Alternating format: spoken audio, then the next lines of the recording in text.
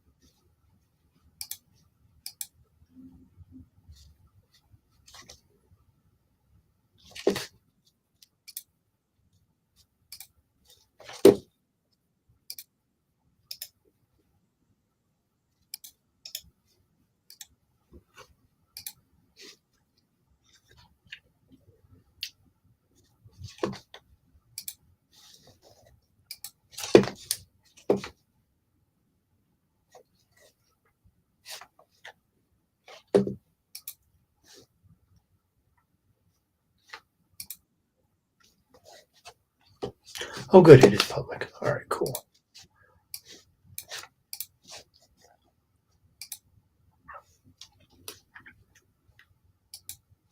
All right, cool.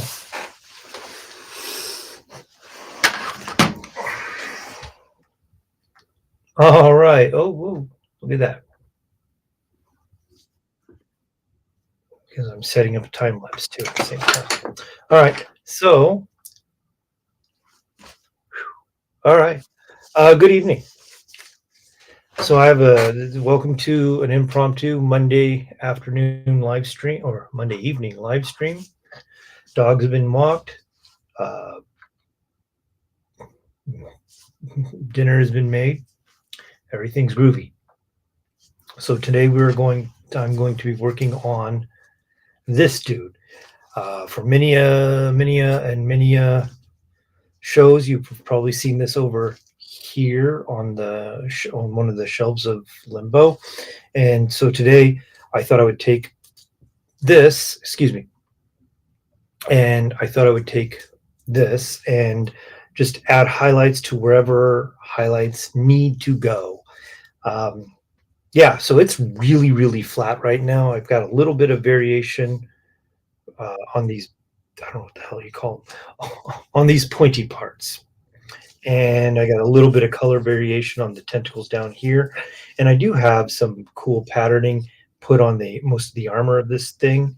But all in all, it's flat. It's been flat for a long time. And today we're just going to start beefing up the highlights, not to 10, not to 11, get to 12, so that when I start glazing in more colors, that it's going to make it to 10. Today we're just going to amp up the contrast and just make it way.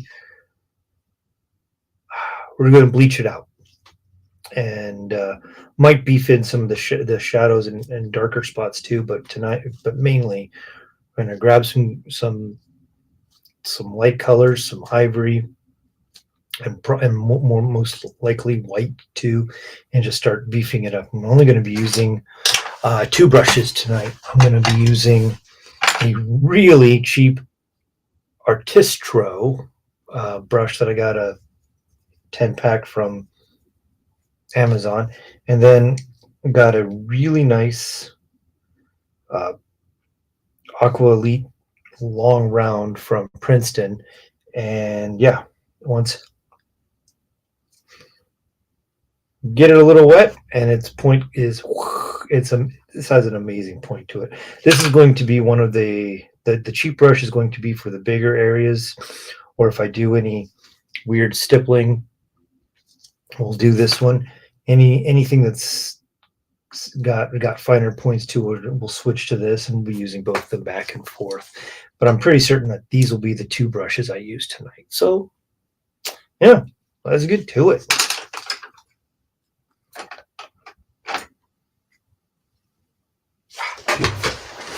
All right, real quick.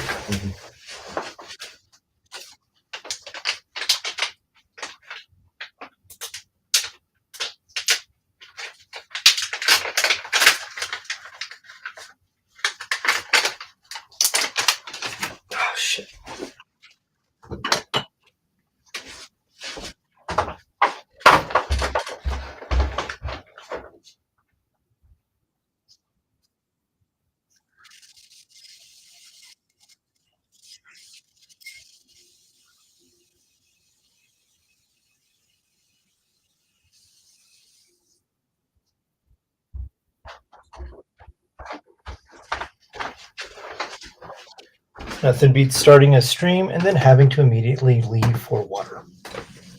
All right. So here's what we got going on. Like I said, Kaiju Smuggler. Great sculpt. I do have one other. I've painted two other pieces from Kaiju Smuggler, and let's see, one a small and one a giant of the same platform, which is Cthulhu one. That is actually the biggest one is on my store. It's also behind me. This is not a sales pitch, but if you want to check it out, go ahead and check it out on oldricksjoe.com. If you don't, that's all right. If you want to check out, like, it's somewhere in my Instagram as well. But let's see. It's right there. All right, so we got the wet palette. Man, we got the wet palette. It's some of my paints have done a fantastic job of. I think I set this up yesterday or the day before, and the paints that I chose on there, some of them have already started to dry up. My sponge is already. I need more water to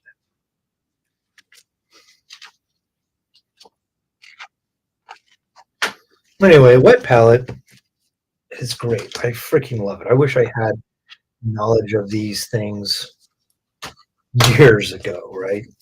Like, instantly raised my paint game. And I talk about them every time. It's a fantastic tool. One of the things that I do note about when I talk about a wet palette is it does keep your paints hydrated, but it is not a stasis chamber. You know, if your paints are subject to separating, they'll still separate on here. It just may take a little longer. And over here, you can see, like, yeah, this one's separated. This one's already started to dry because of the cracking and peeling. This one has a skin on top of it. I was not as liberal in my paint distribution the other day because normally I glob on a lot of it. This is what like 2 drops of paint look like here. This is the so flat. That's so flat, and that is 2. And they all acted a little weird. This one started to dry. This one like separated. And this one kind of stayed the same. I'm going to obsess about this for a while. Yeah. So what I'm going to do is first I'm going to grab a crappy brush and see how. Okay. That tells me everything I need to know about that color. All right. So I'm just. Whoa. What happens when we YouTube on a budget? Okay. Let's see. So I want an ivory color, and I want a white eventually. But the first thing we're going to do is I'm just going to take an ivory, very, very light brown, or some people call it light brown or super light brown. I'm not one of those people.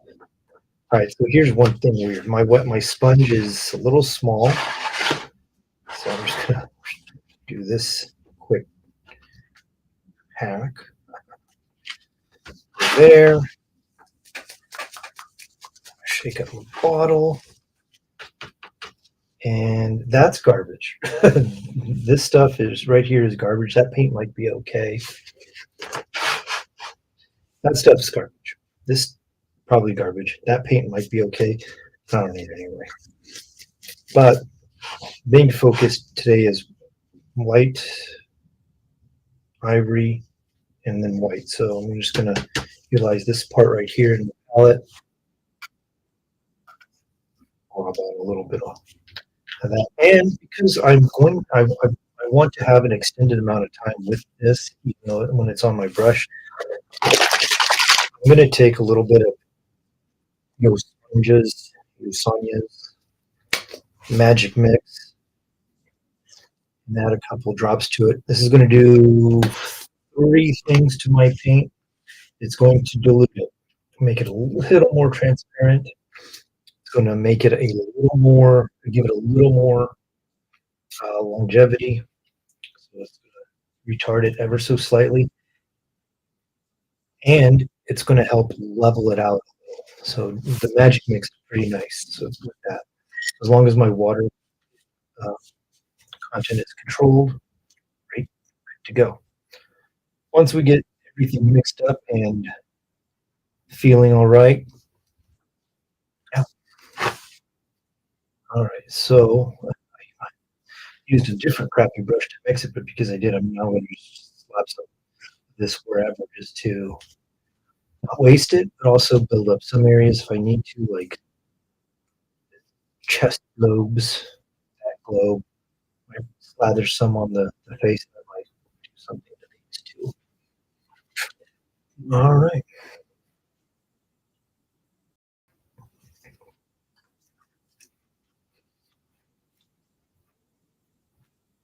cool.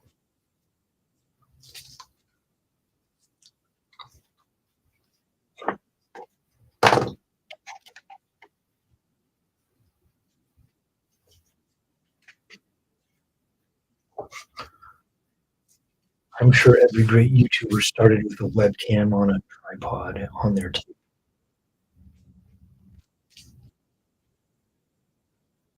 And that's what I do.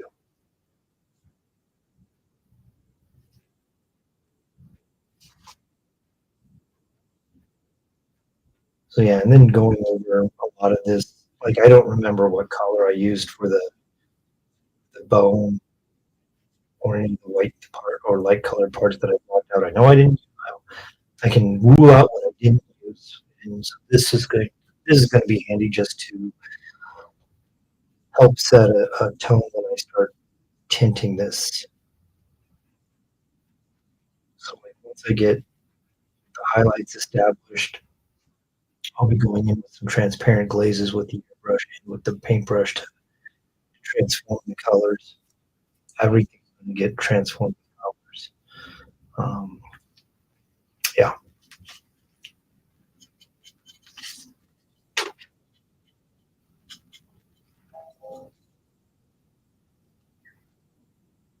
there's going to be some people watching going to be like, "You should have sub-assembled this," and you would be right. I should have. However, I didn't buy. I bought this assembled.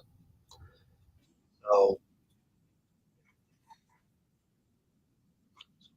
this came to assemble. I got bought this from a buddy from the toy designer toy scene who wanted to sell this right when the pandemic was happening.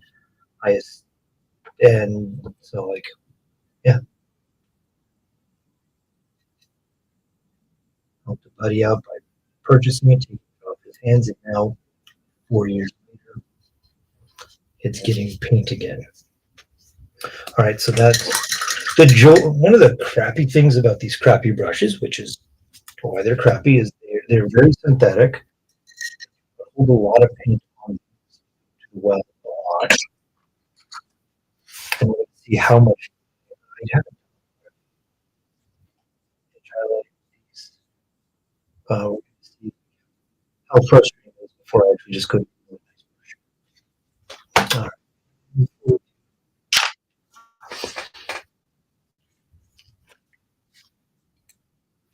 go.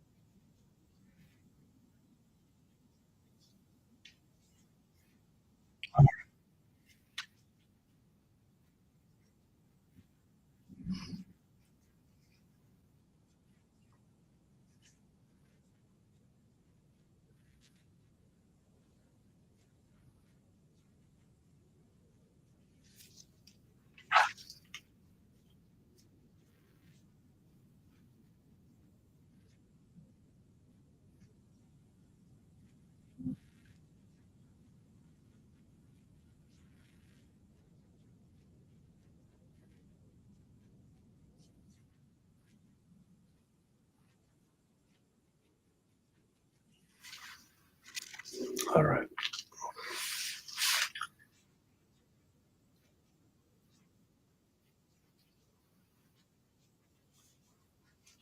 All right. We're going.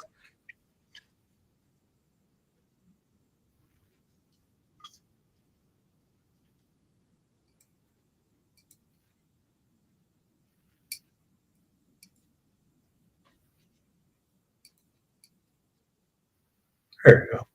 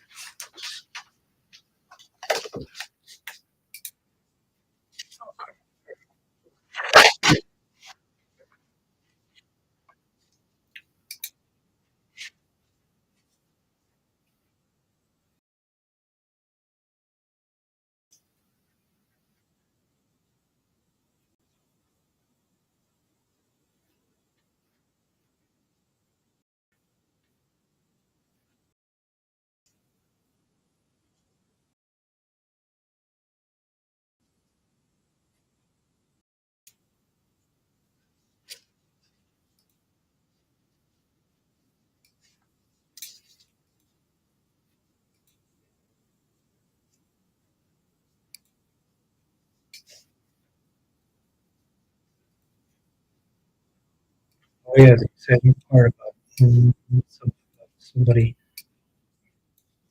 like around.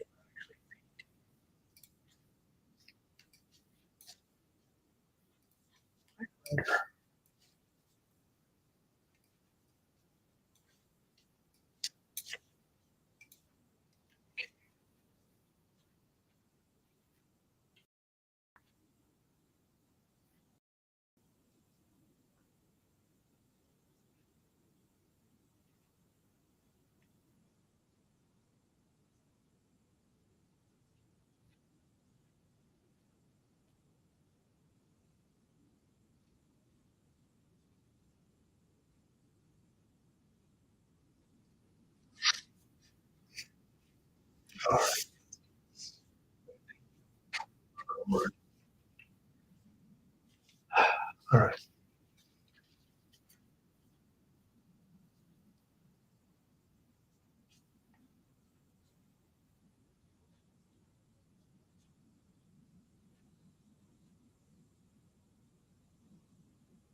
And we're switching.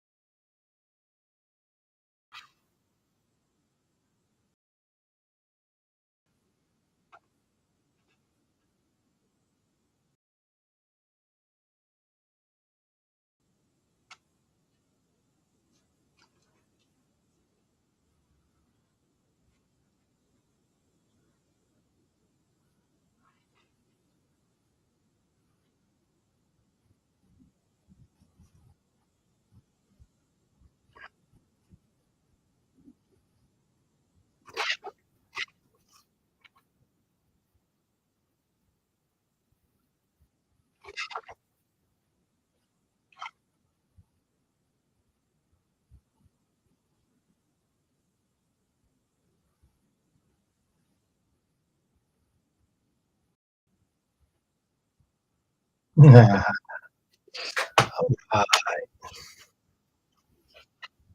you guys see that?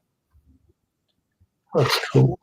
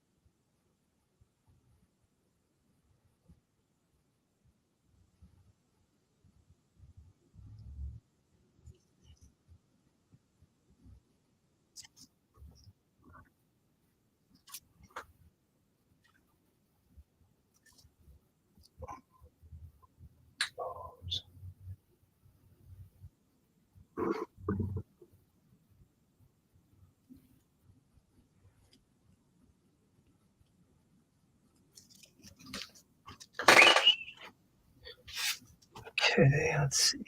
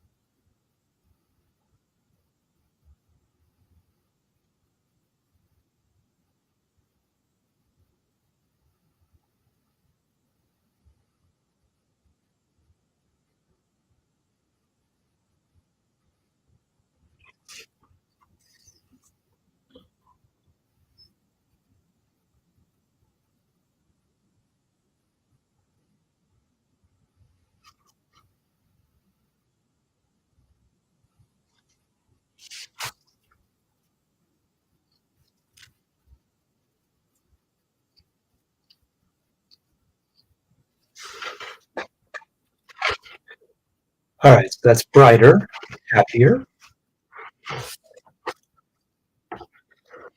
All right. So what I'm doing, give an explanation of what or how or why. Okay, so the what is glazing in highlights to make it brighter. The how.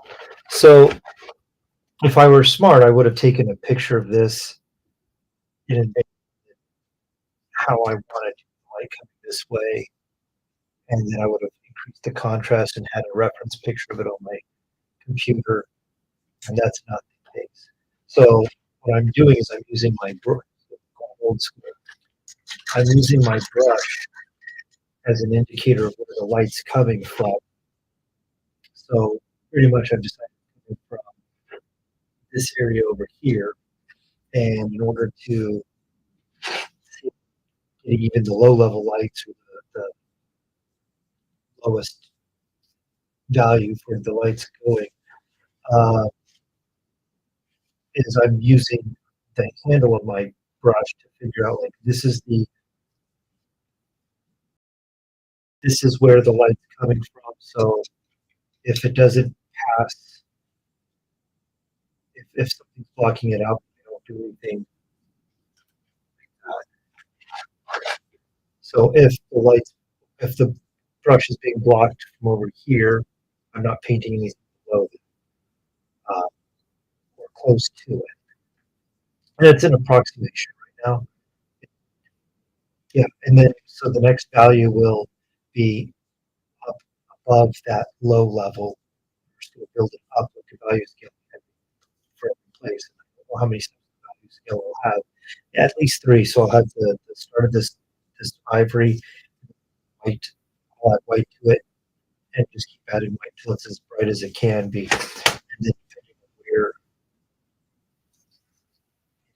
where how many steps it'll depend on how many steps I add to it. So yeah.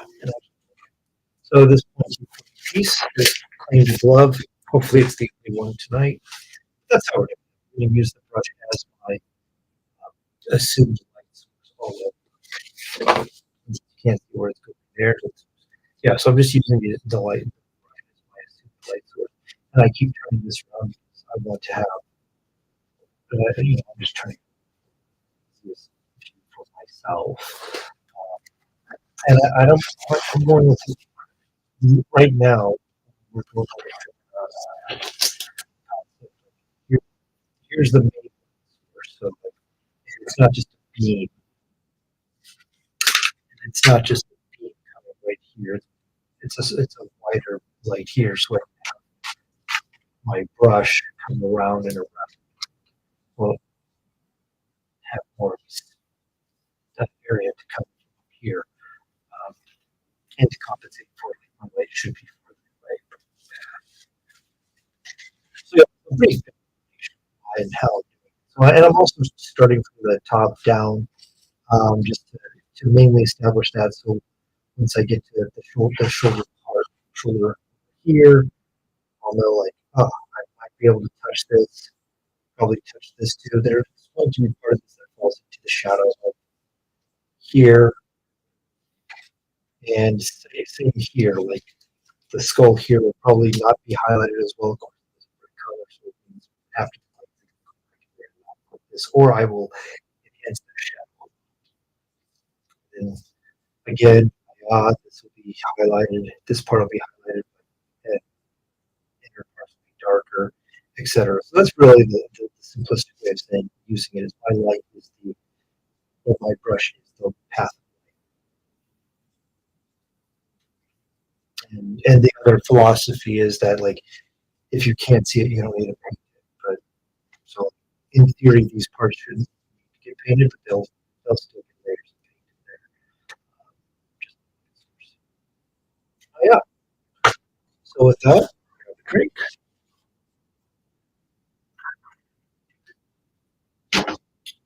Two drinks.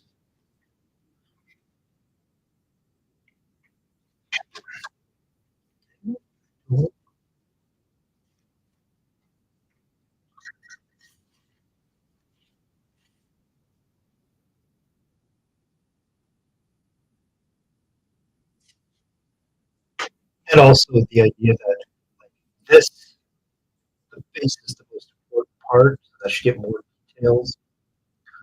You know, it's gorgeous all over. So we're going to create focus here.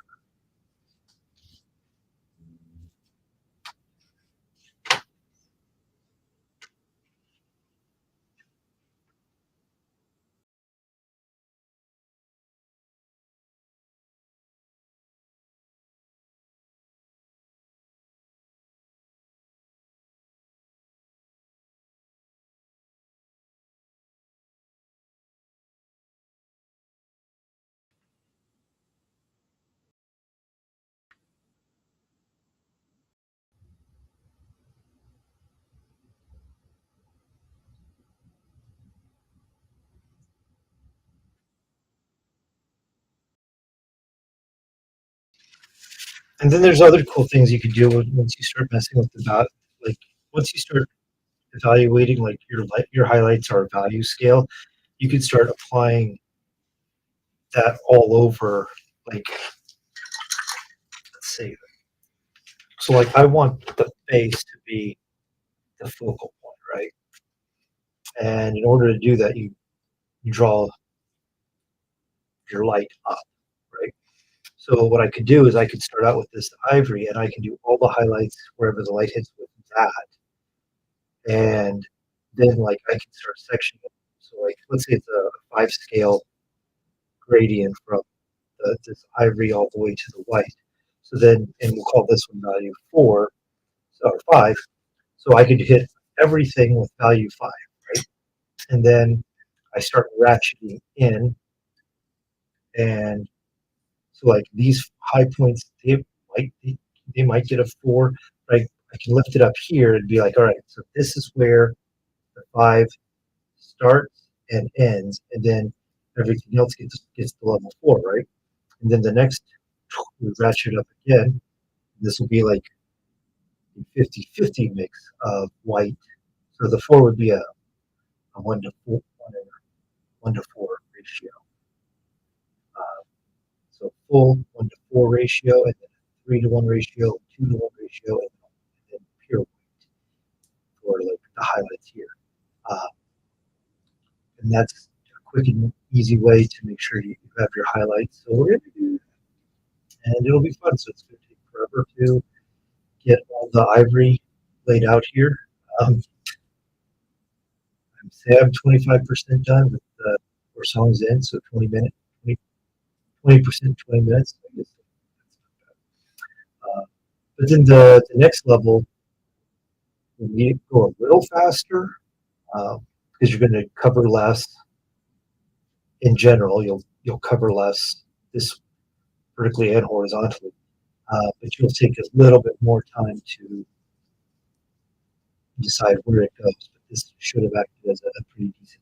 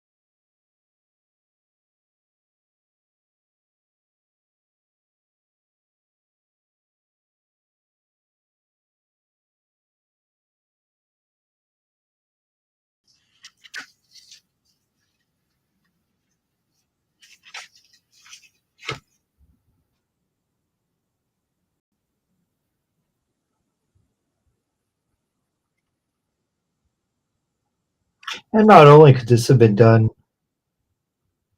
like one other trick to start establishing where your highlights could go. Not only could you use a digital picture, but you could have curling tight at the paintbrush, be your light source. I could have also taken this, had I not, or I could have also taken this and I could have sprayed with the airbrush a directional blast where I wanted the white highlights to be. And I could have done the same thing for the shadow too. But more importantly, I could have done it for the highlight, but then it would bleach out all this wonderful uh, stuff that I've already put on there, all this wonderful patterning I've already got on there. Um, I'm not sure how much of this is going to survive all the other steps, but like, I'm going to see at the end. I don't want to start messing with it.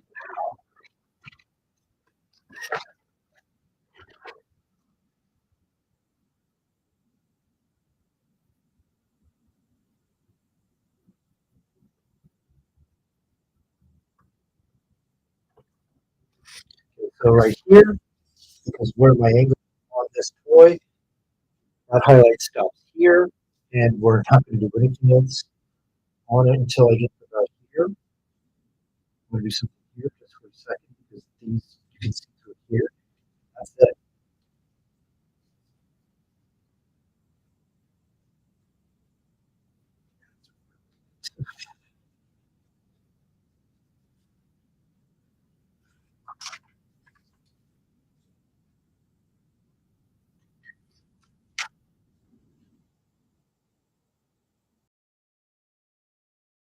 And that's it. That's all I'm going to do there.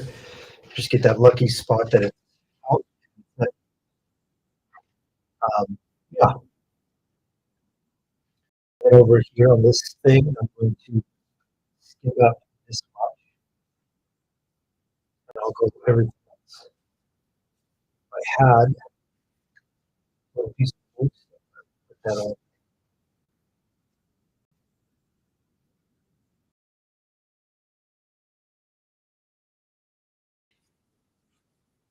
What I'm going to do is I'm going to make a quick note here and stitch that. I really want to turn this around and paint it the other way, but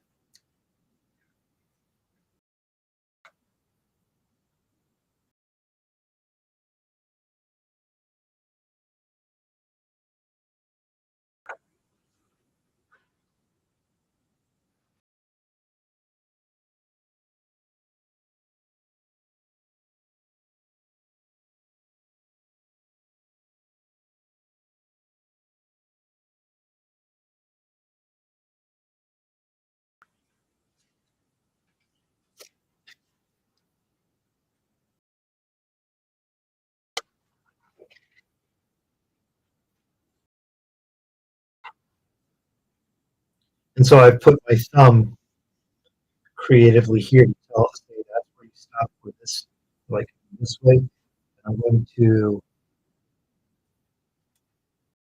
now, well, this guy gets butt.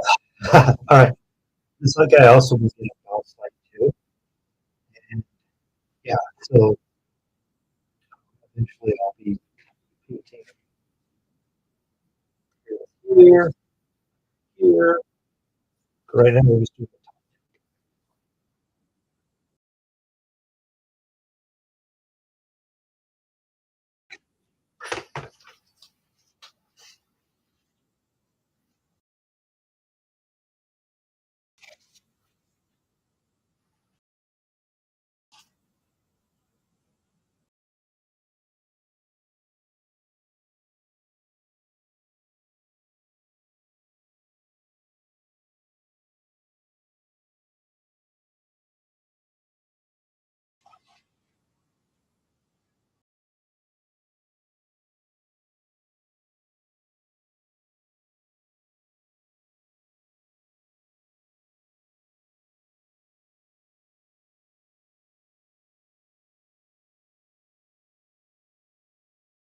yeah, it's beautiful right there.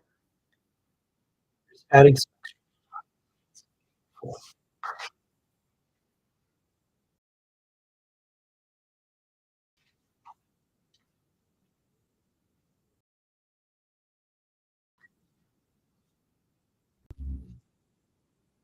just yeah, you make a mistake. Uh, it's pressure, no insert.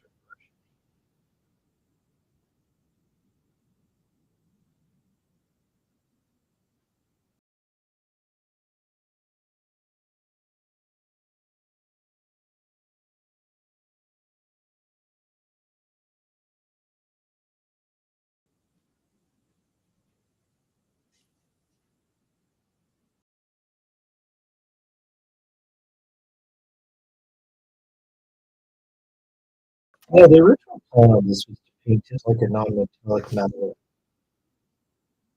Somewhere along the way, I decided, not this guy. So we're getting a nice combination because it's from here, it's pretty much just a fantastic surface that isn't.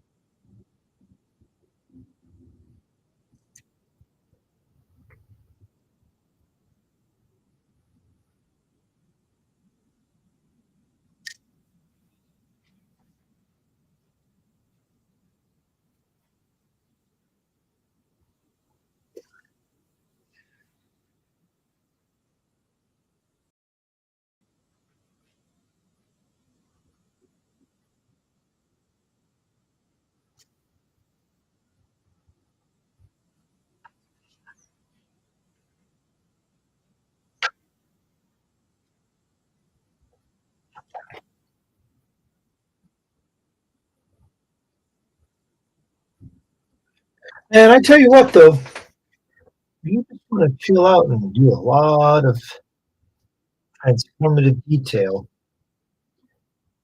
This is the right technique, and it's a really nice toy to do it on. Uh, yeah, really nice piece. Like, this is one of my favorite parts.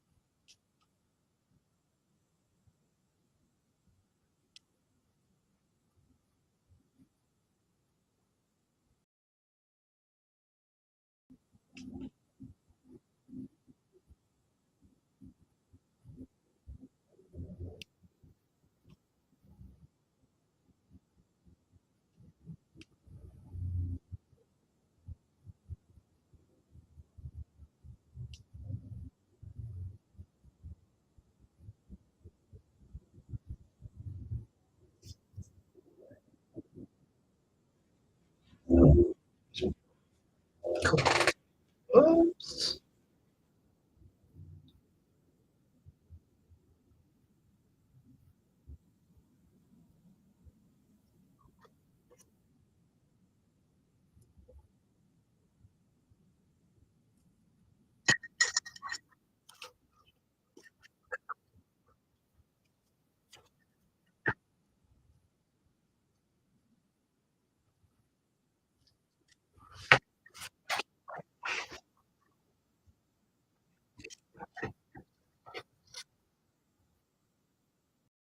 Yeah, even for the really, really dark parts, they're gonna get some highlights tonight. We're gonna put more entries in there. Even if it's just a little bit wide.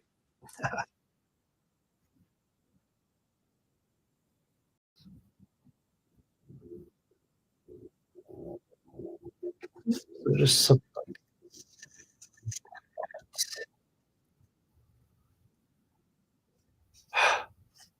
there you go, something like that. Pretty cool.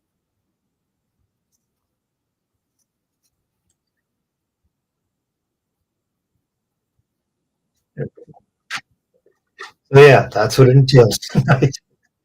And all of a sudden, it's all the work out more.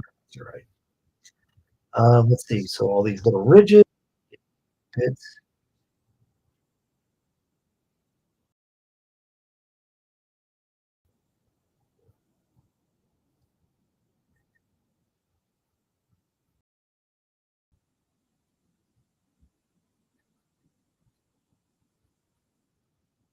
and let's see. I think,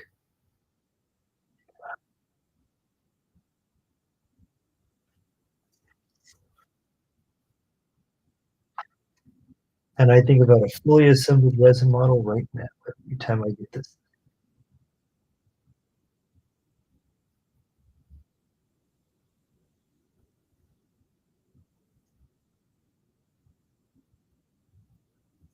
oh, this version.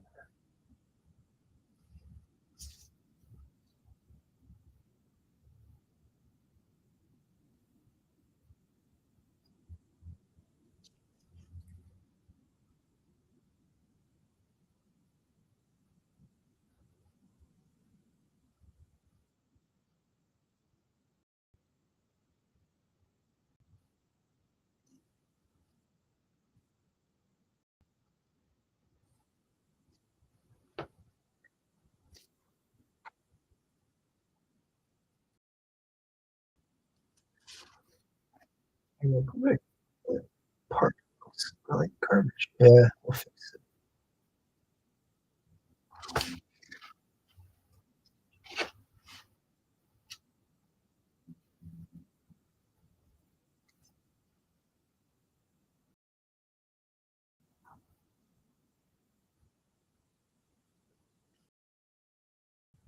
Yep, and the brush can't reach it.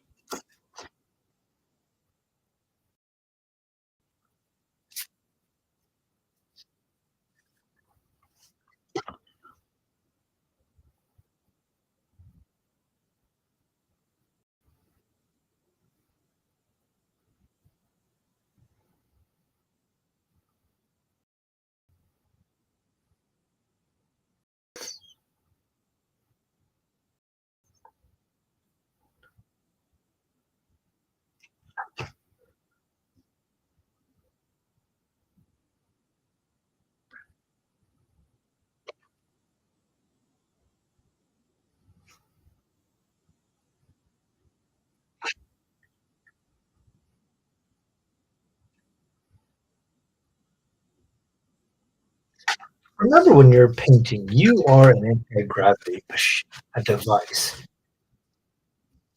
And your anti-gravity device is to keep this from touching it, to have this touch as lightly as possible.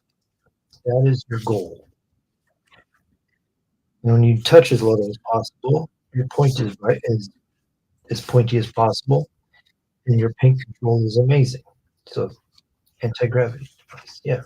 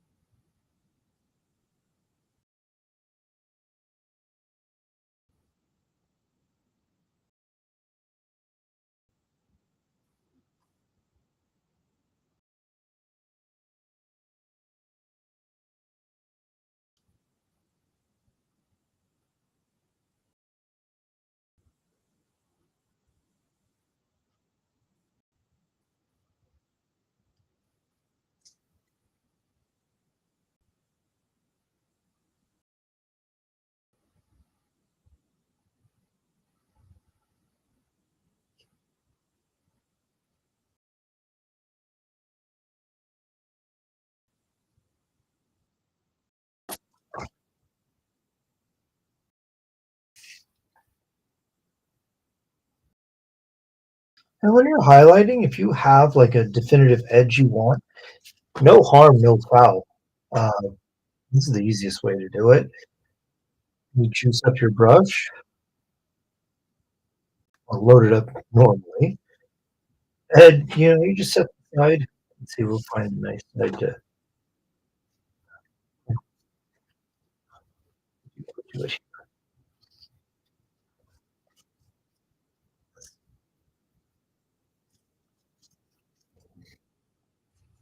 Yeah, so let's see. We'll take a look at one of these lovely images here. Like if you just put the edge of your brush on the hard line, and just follow along, hand-eye coordination there, and you're able to get that slick as a whistle, right? Every time. Your paint control, side of your brush.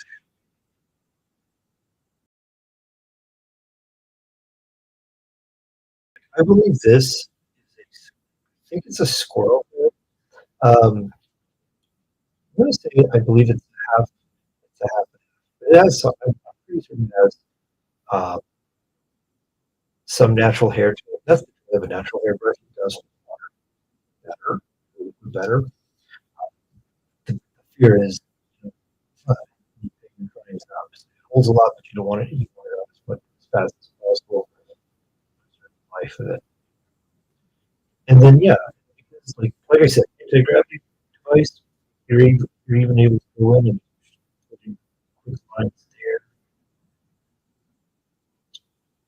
and I'm just either tracing the top, rubbing the side of the brush. Uh, Very seldom do I have a creep on anything. do one tip there.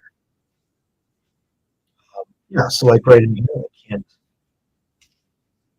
right here, I can't trace that very well. So what I'm going to do is also by taking the side of the brush, I'm going to stipple the line haphazardly. So I'm going to have some variation in it. Kind of like you would do a rust effect, but one or with the and I'm just going to create that. That's going to blend if I fix it to make it not look so much like a pattern. All right. So I have that effect. It works with the modeled patterning. Yeah, it's, it's nice to help break up this.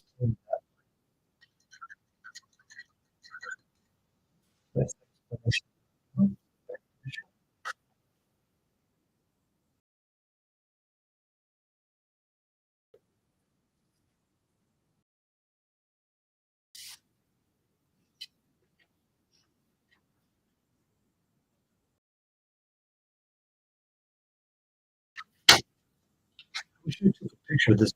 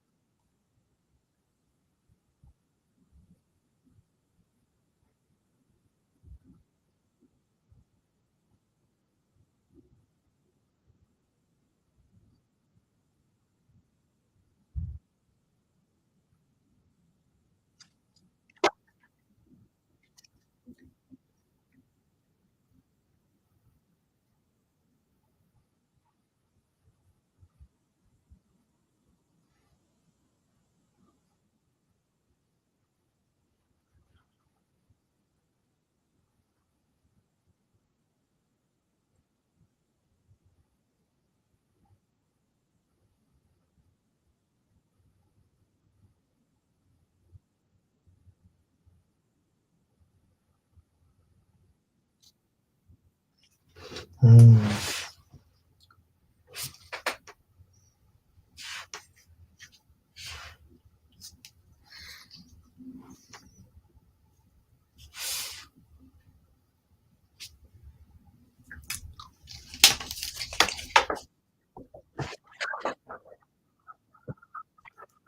All right. Well, get a special effect. Little mesh.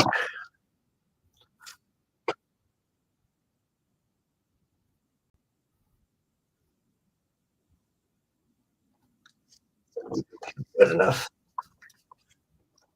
All right. Yeah. All right. So I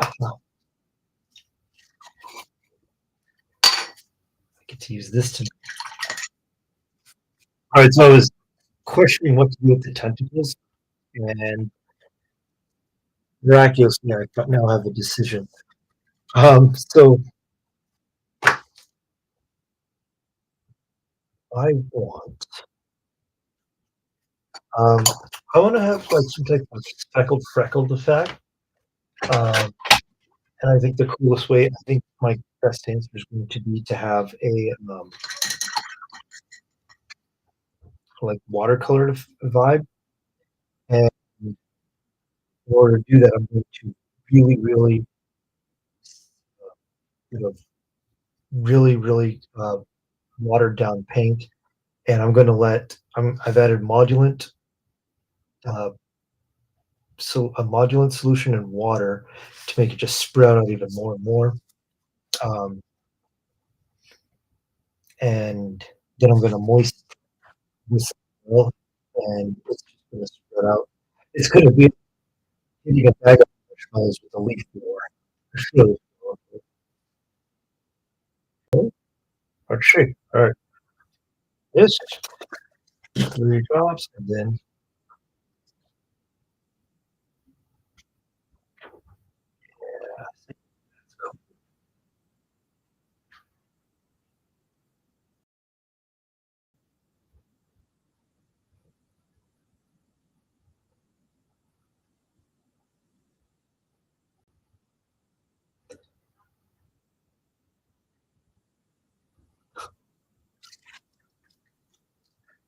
so worried this wasn't going to work on stream. And I've got my worried war face on. Right?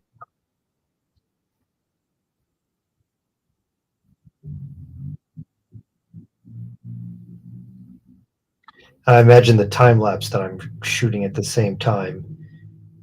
The time lapse is going to look pretty.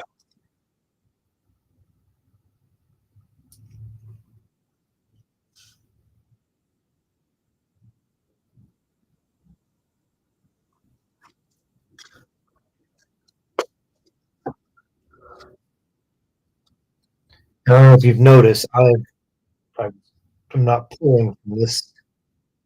I pulled from this once after I washed my brush off, but I'm not getting this stuff into my edge highlighting material.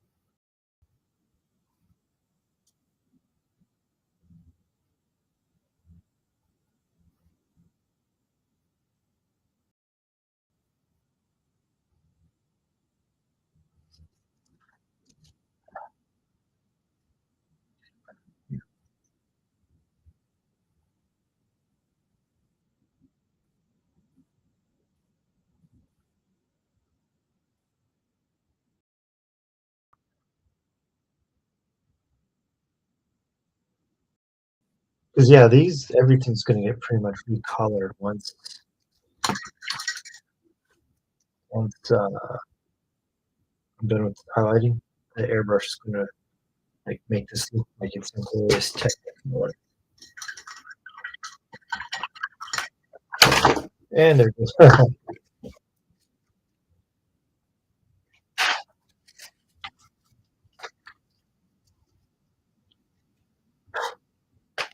The only bad thing about this is it's going to reduce what I can hold in the next 20 minutes or so. So we'll definitely be doing something else.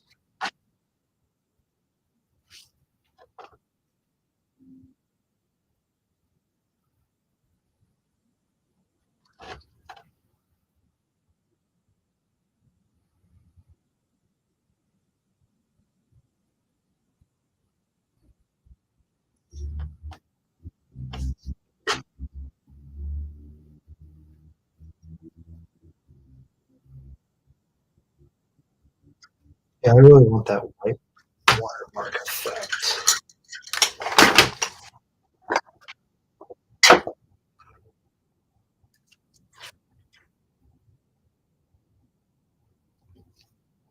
Uh, Now while we wait for that to dry,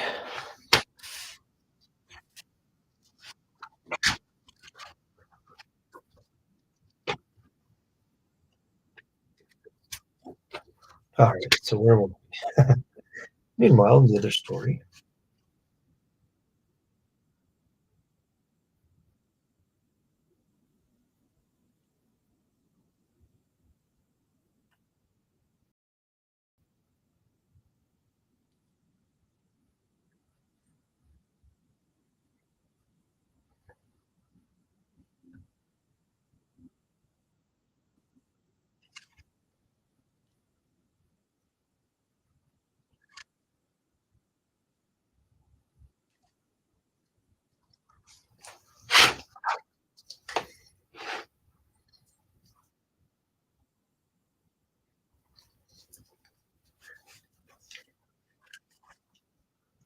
All right.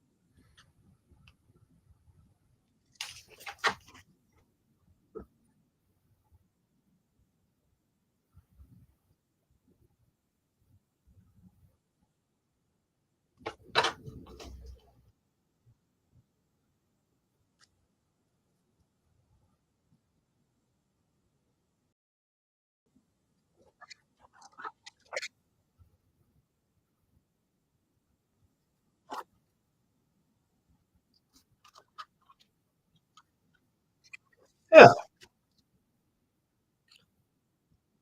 Give myself for my own affirmation. That's there.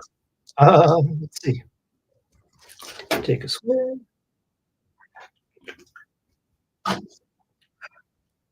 Yeah. So this is what we got going on.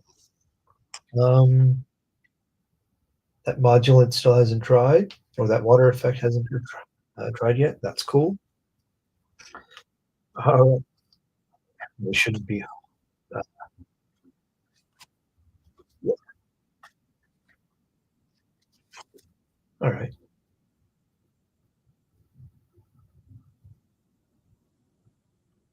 Heavy-handed brush stroke.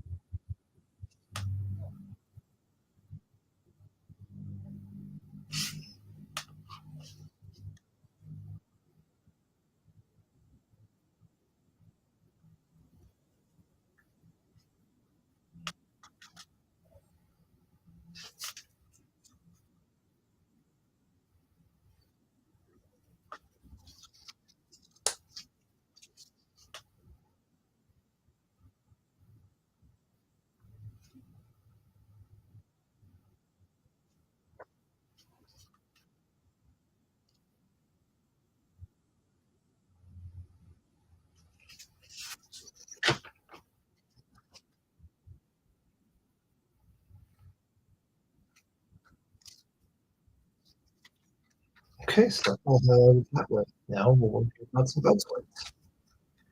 All right. So bounce light.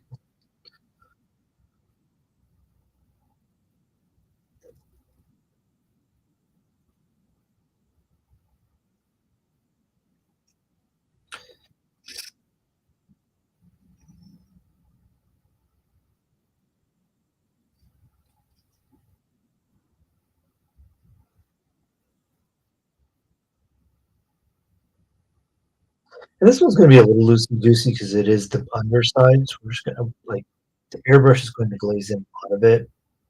It might blow out my width value. Um, Not quite, but it'll do a nice job blending it. I don't think it'll blow it out. But anyway, so I'm doing pretty loosey goosey because I don't think I have to. Gosh, I'm hoping I don't have to fix it.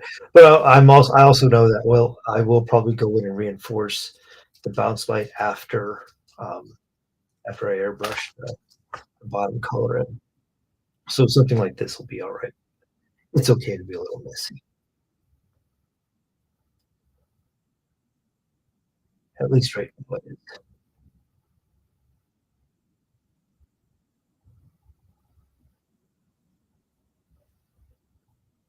and really, all I'm doing to establish my bounce light is I'm gonna keep it held at about this angle and be like, this is it. This is what I'm going to cover on my bounce light. This area here and a little over here. But this is pretty much it.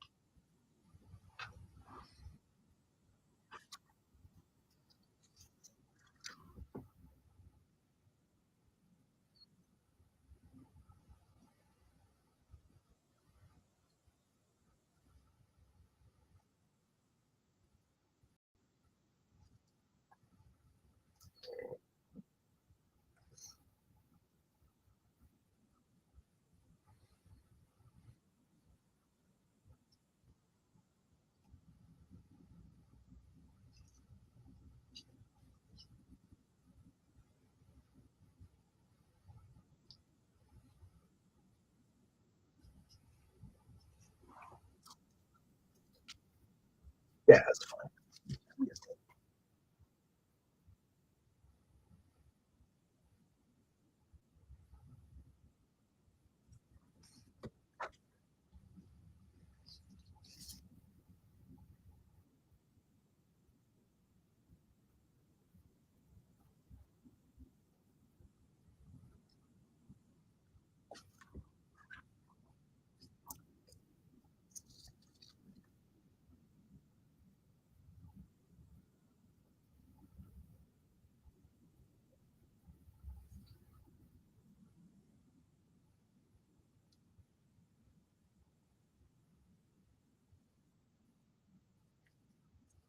Yeah. Yeah. It's cool.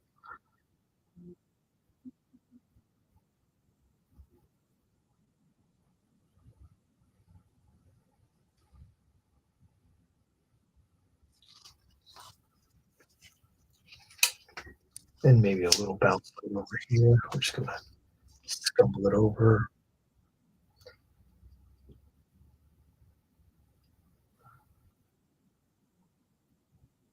Scumbling, the best word for the best paint ever.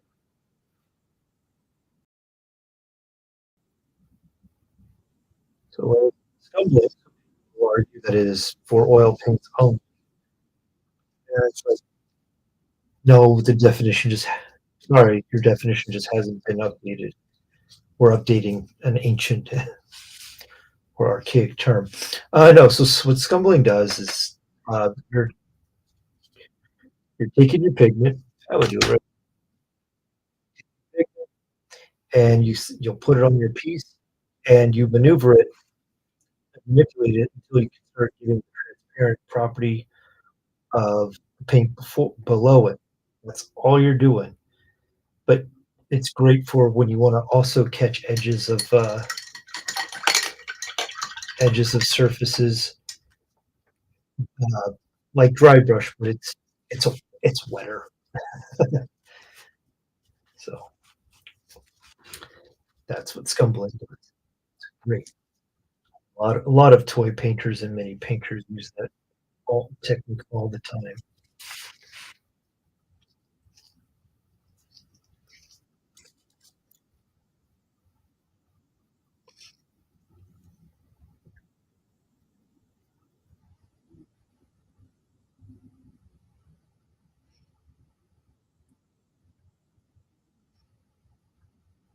And if you're an illustrator, yeah, if you're an illustrator uh, or one who draws a ton, um, scumbling is pretty much your uh, almost your paint equivalent to multiple.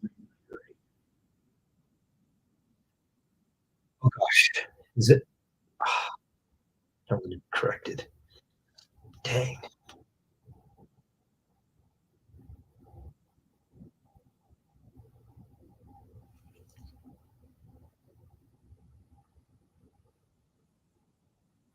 Yeah, this thing has a lot of cool textures, even in its armor, and I can't imagine wanting to do this as a non-metallic metal.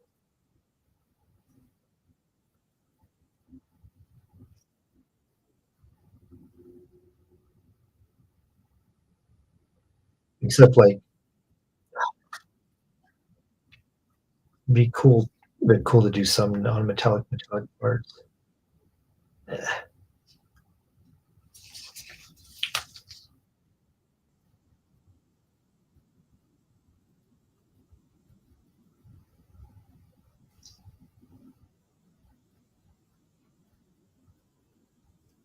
All right, so there's the first layer of my water effect with the modulant. I'm gonna grab some extra water, and I'm gonna do it again. And all I'm doing is I am stippling um, some really wet dots. I'm gonna then spray uh, the mister on it and watch it.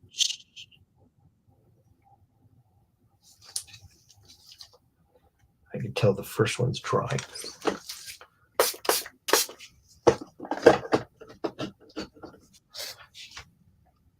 This is a fun technique to do when you're doing massive weathering effects with like an umber, an orange, and black, and maybe even a dark green to get like some type of algae in there. Like one of my favorite ways of doing weathering too. It's nice because it's uncontrolled and you're really letting yeah, you're just letting physics do its job.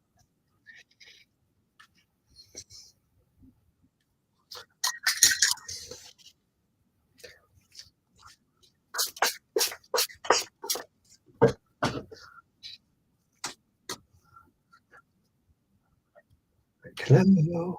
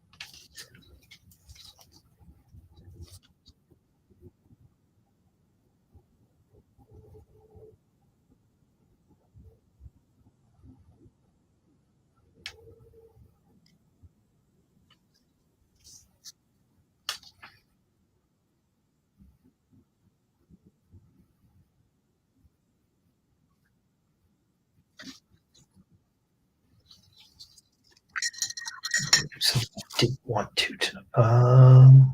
This one.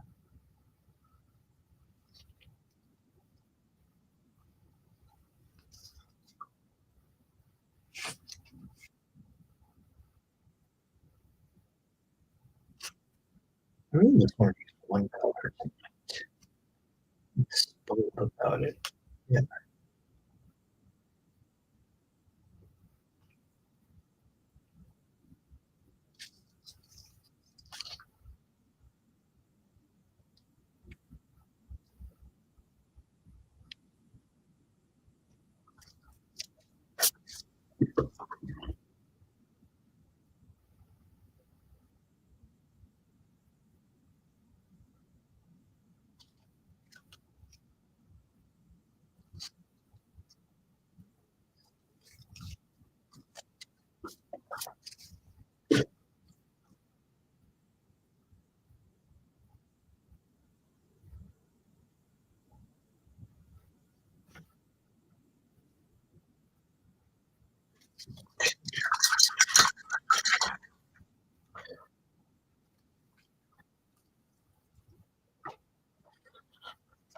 Oh,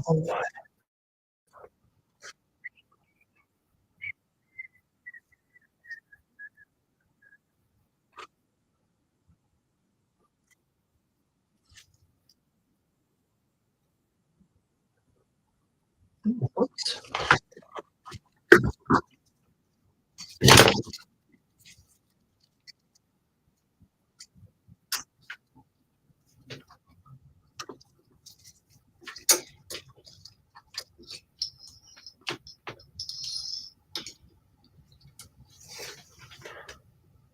Oh, I guess I'm competing. Oh, I'm competing against wrestling tonight. Oh, well. So I have this juiced up. I'm going to add a very crappy white to it. That's cool.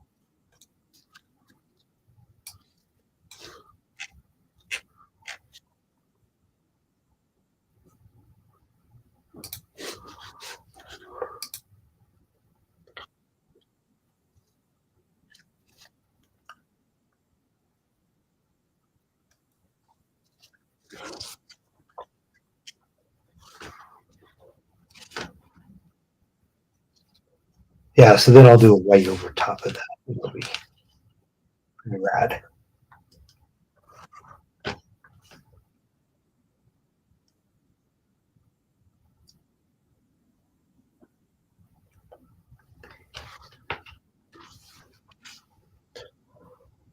All right, so we're gonna add white tip. We're gonna add a white layer. Um,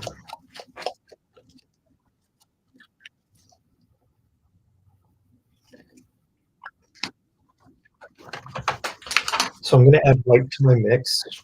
And yeah, so this would be value number 4. Before I do though, I put uh, using Liquitex acrylic wash for my white. Before I do, I'm going to set it, take a stab out of it, and I'm going to.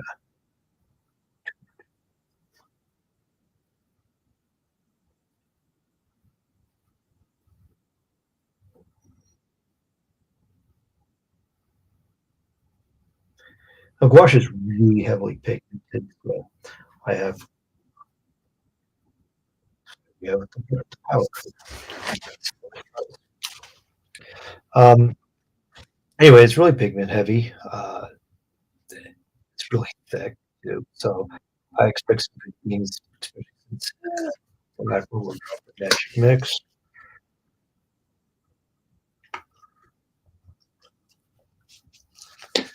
Drop Pro.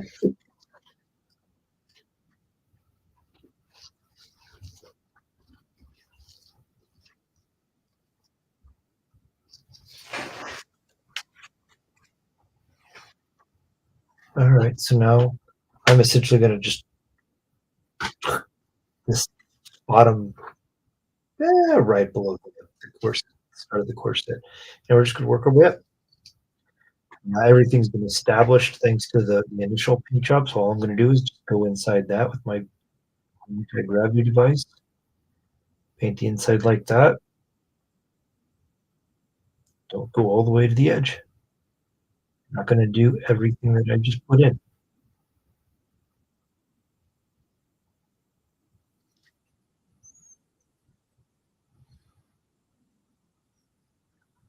And on the bounce light side, I shouldn't be doing this. Okay, so I'm going to stop after this section. But yeah, glad we had this conversation.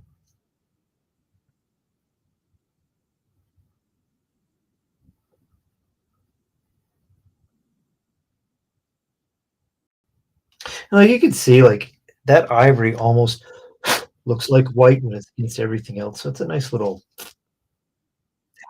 uh, trick of the eye.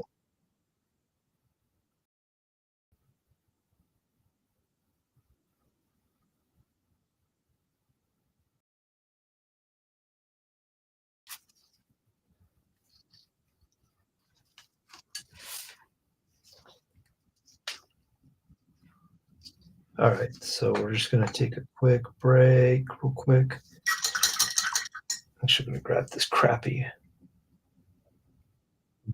stuff.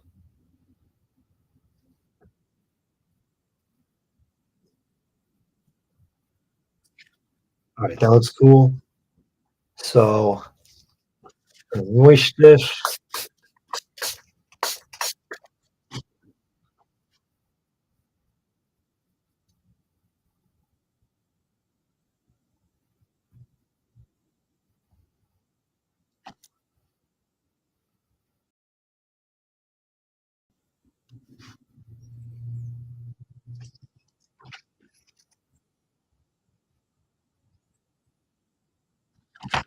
All right, so that part's cool. Let's see. Shit. Yeah, I love that technique. This works. It works. Like you said, it works great for weathering. Uh,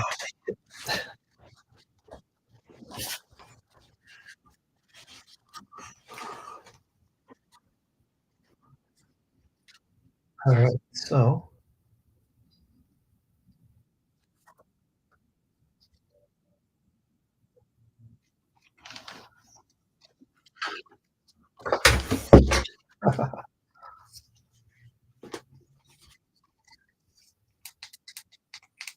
ah,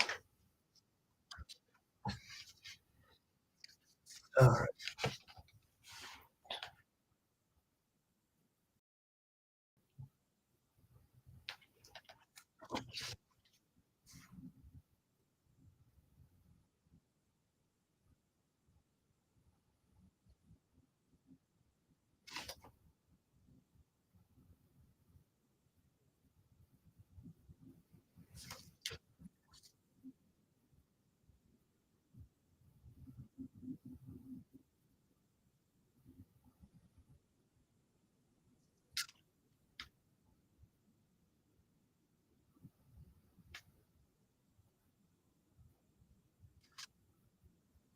Yeah, and I'm kind of just like going in an assembly line. If I've got this layer that needs to be done, and then I'll move up to the next height, next height.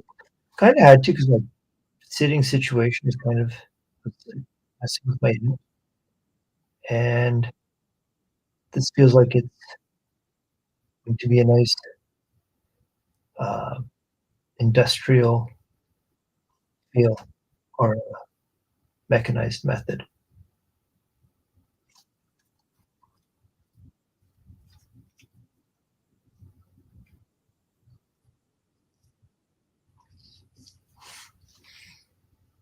Man, you guys tuned in for full stream of consciousness.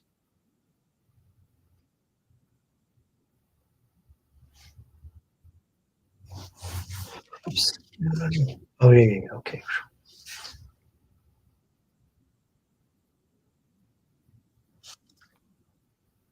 And then, like, even for here, I might like have this. I might have it sweep up. But anyway, this may not. This will not be as highlighted as this. That's what I'm trying to get to.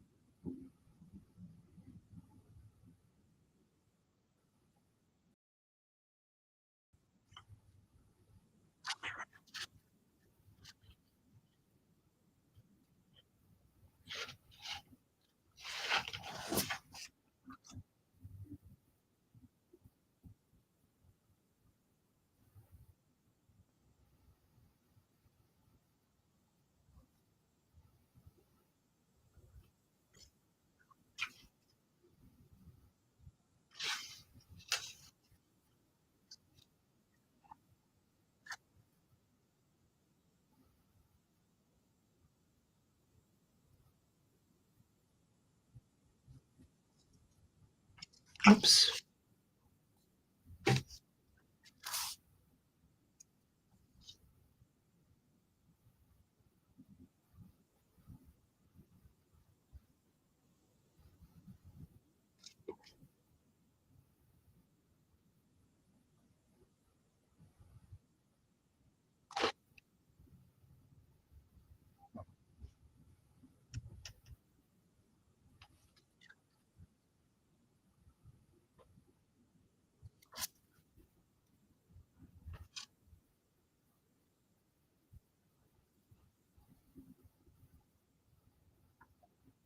And my normal rule of thumb is that if I can't tell if I painted or not, I'm painting it again. So,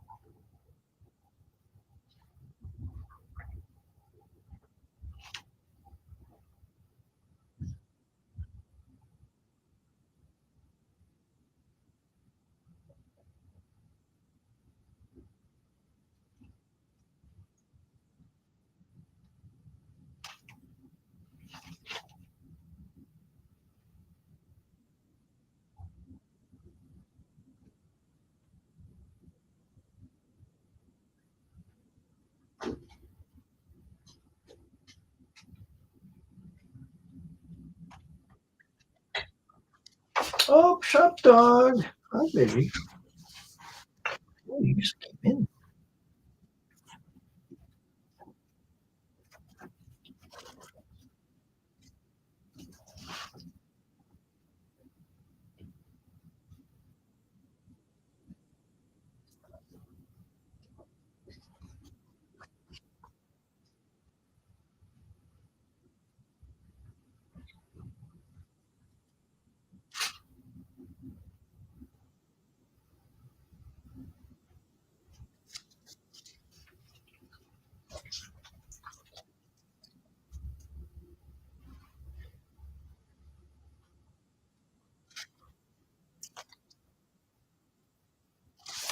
Hi.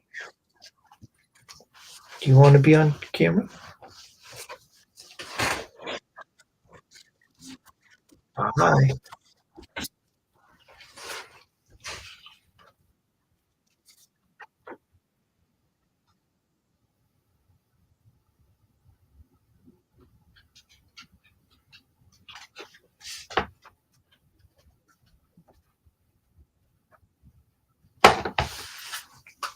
Hi.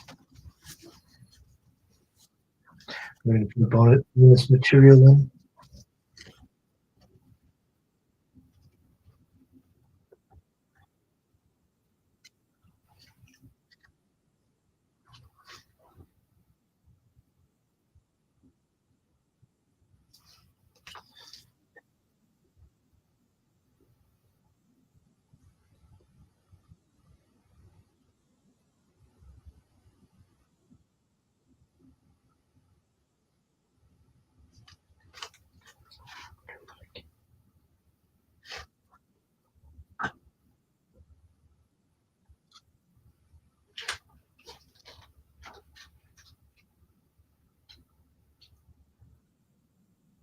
All right.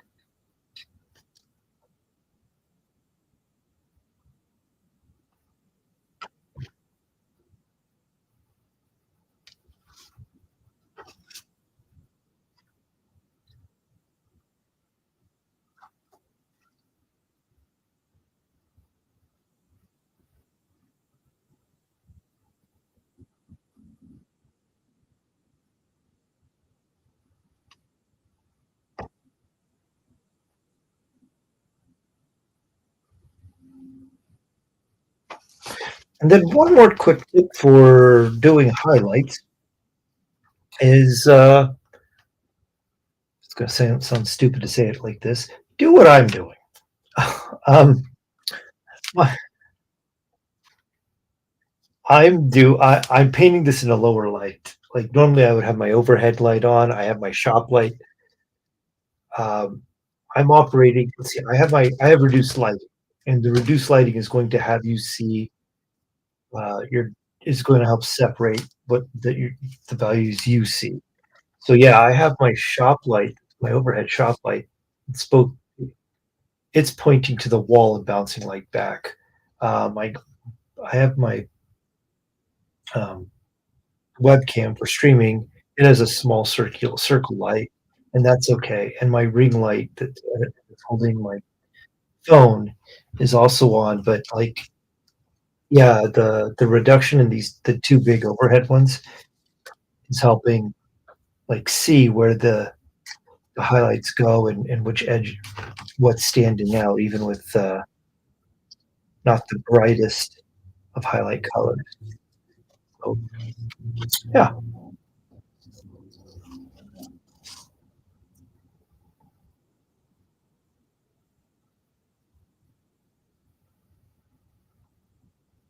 which my lighting setup today is also kind of why I didn't expect I would do the tentacle thing because I didn't want to really have to deal with color values under this. I just want to worry about the light intensity. I guess it turned out all right.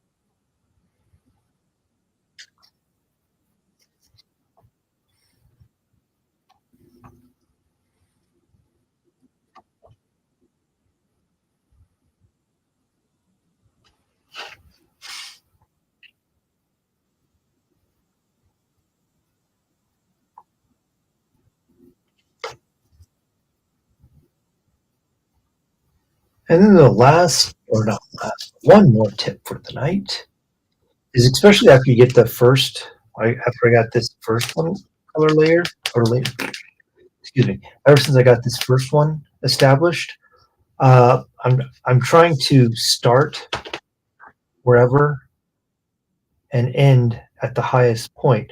That helps pull all the pigment from the paint towards your highlight too.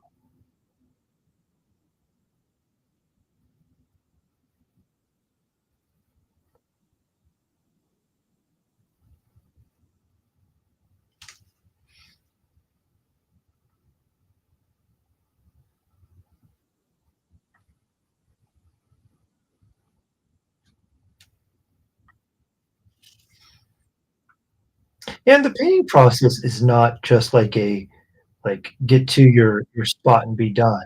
I mean, yes, but like it's not like, oh, when I establish my highlight, I want to go from like one, two, three colors and call it done. The joy of like all the layering and stuff to be able to create the smoothest blend possible by like going in once you get your three, let's say like your three layers are the red, like your three layers are the brown and your highlight and then your glaze, like that's fine. Uh, but like if you go back and forth and play with your highlight, like I'm going to do with my highlight, you go back and forth and play with your light to dark, you can create wonderful blends just by layering action that play back and forth. So it's really satisfying when you start pulling out like the illusion of depth and light with just paint. It's so fucking rad. Oops.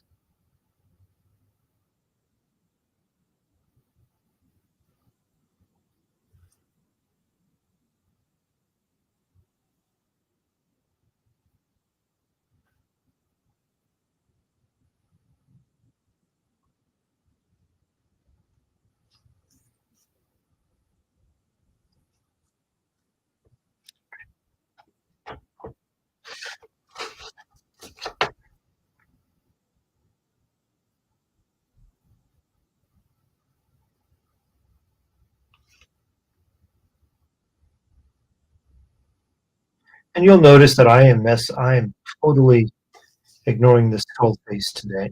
And that's because I already, well, not because, uh, I don't have any values. I don't have any pattern. I just have one color, and it's a really light color. I should, it needs to be darkened so I can build it up light, or I can just shade it first. Like it's just, it's too flat. Um, it's the wrong color to highlight up. I have a feeling I won't be painting it in until after the next airbrush session. Which kind of stinks because I'm in a zone right now of painting stuff up, and this eh, that's also part of the back and forth.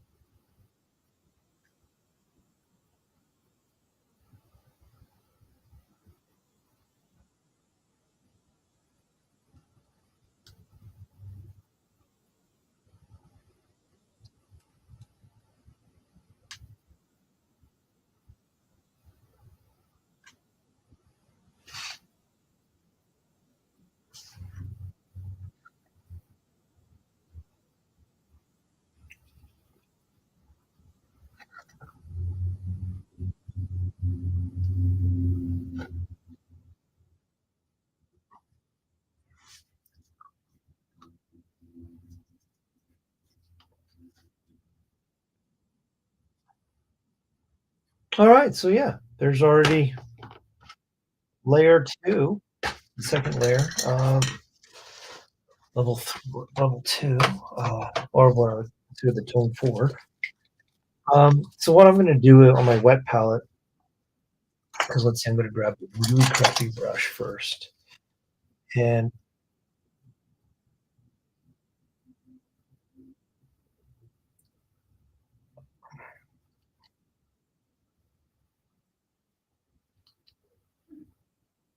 so I'm sweeping my palette. Um, I want to keep that, like I'm putting that in reserve in case I have to go back. And I'm just going to add white to this mix,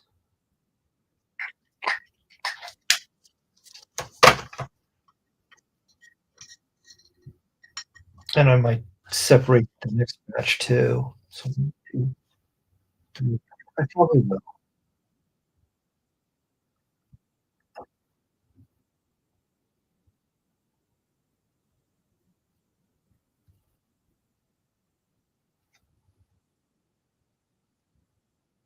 It's like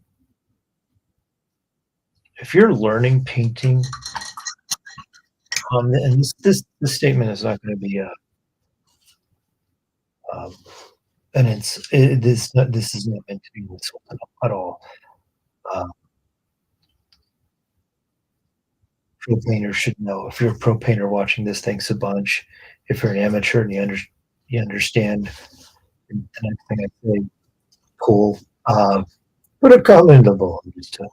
But anyway, so mixing your value, color or value mixing, it's an incredibly important skill to know, especially if you want to like paint with you when you want to start paint. If you don't paint in just flat colors, you like to have uh, your color shifting value. Learning how to mix them into values is critical. Great skill to have. Um, and this is probably a little. This one's probably a little jumpy. Oops.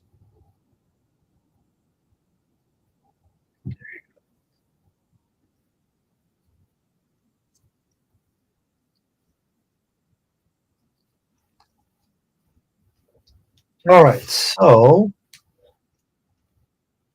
this part, these parts are done. Uh, yeah,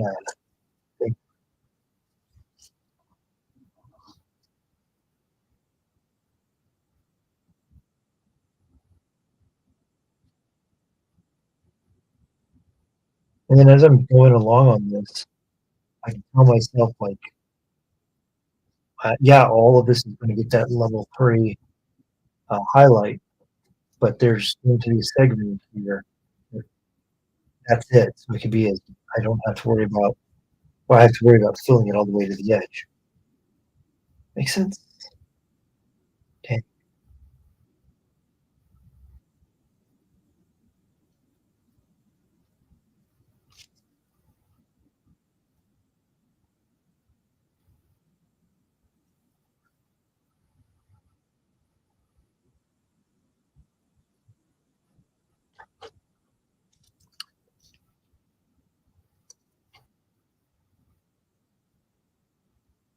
Yeah, and like on this shoulder pauldron, on this shoulder, on this pauldron, this level 3 is it. It's all I'm painting on it. You can see like, all right, you got 3, 4, and 5 here. Blah, blah. I have my own terminology by the end of the night. Start using it in other streams and videos.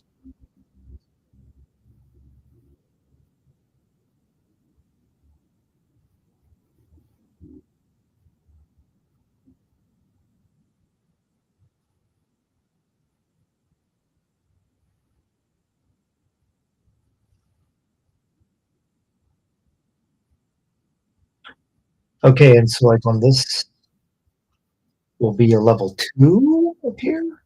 That level 2 highlight will be up here. I am just filling it all in here because I got it. And I, this is it.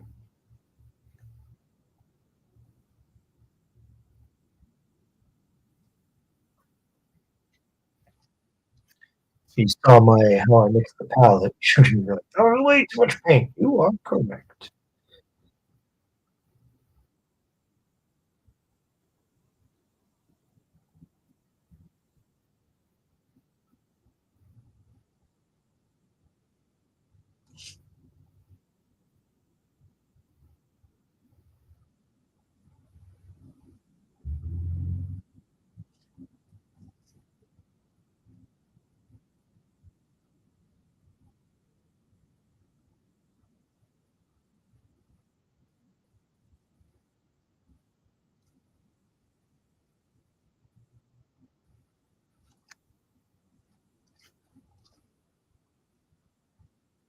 And that'll be the only highlight I really put in there. um,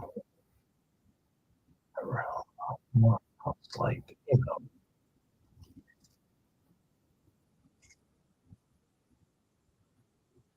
it'll make sense when I get the. This is a race to the crappy phase. It'll make sense.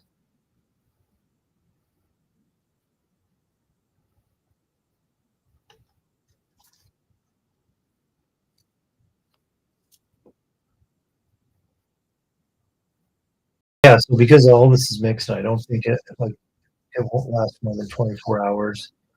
I will probably either stream tomorrow night the conclusion, or it'll just be like filled in my uh, filmed for the actual video.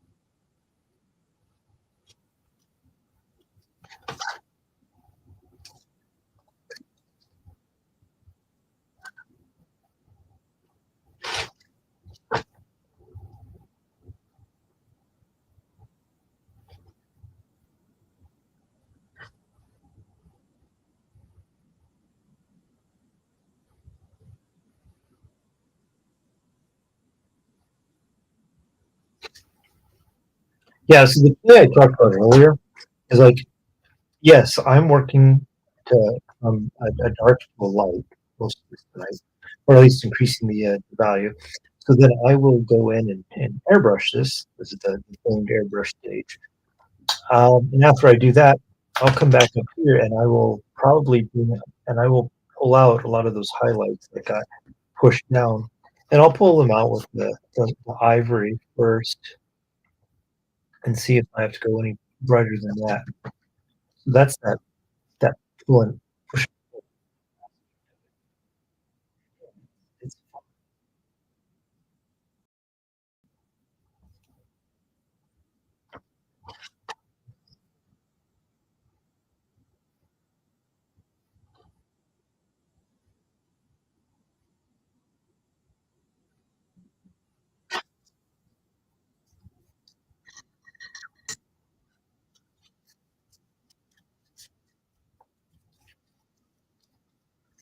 oh, there's more room if you lose.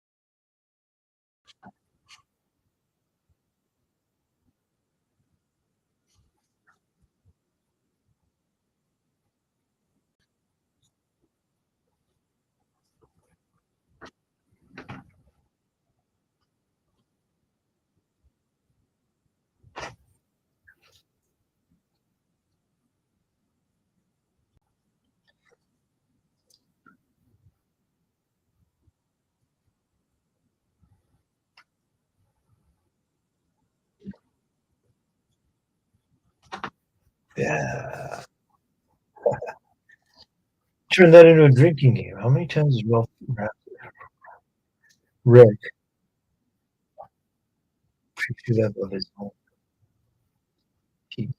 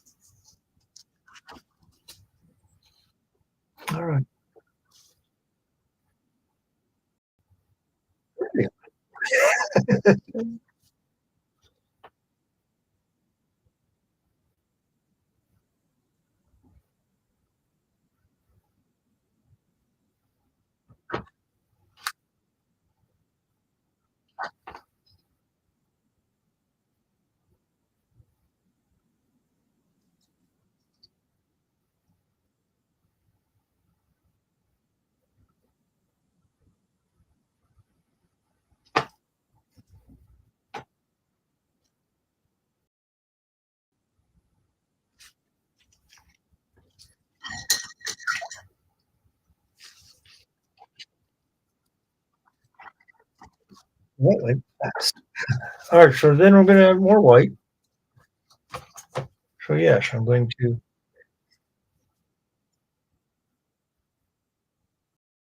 divide that again.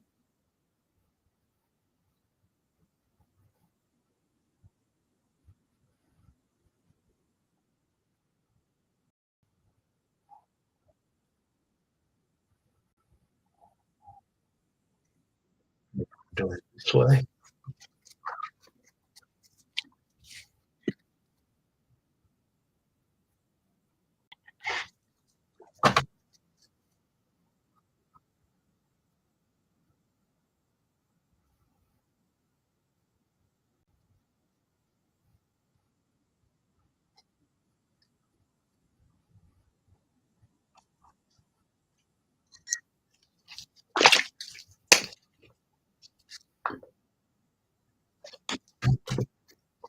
Way too much magic.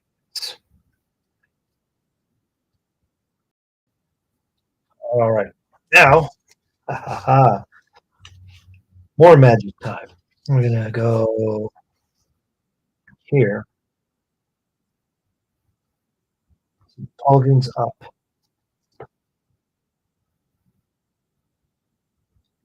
And I'll be doing 2 coats. Too much magic mix.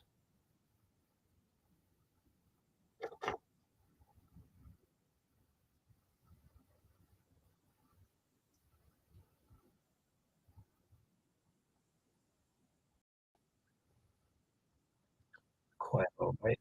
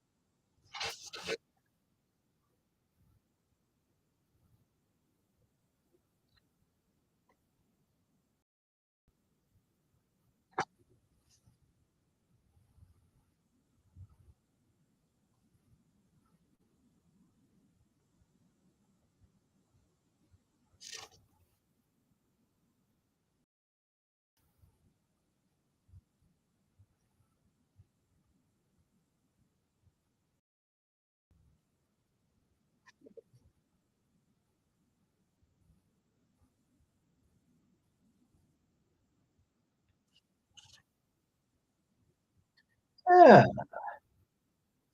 let's go to the little scum value. See what happens.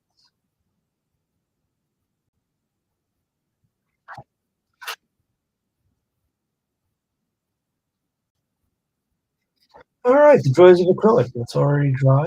Just move on to that layer again. Reinforce every part of that. I it's hard. But it's,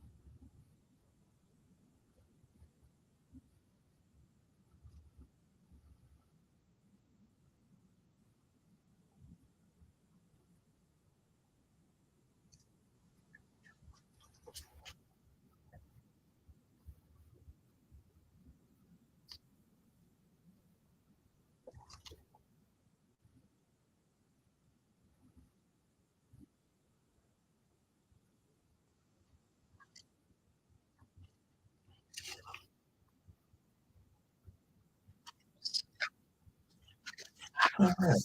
And then we got this guy.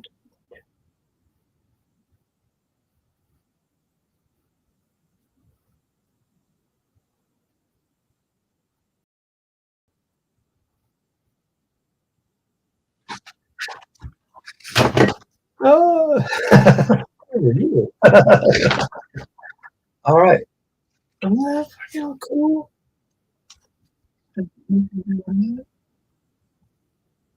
Kind of pretty joke.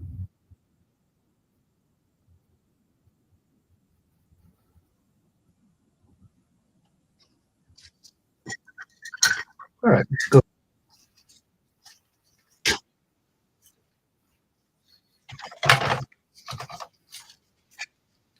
Looks white.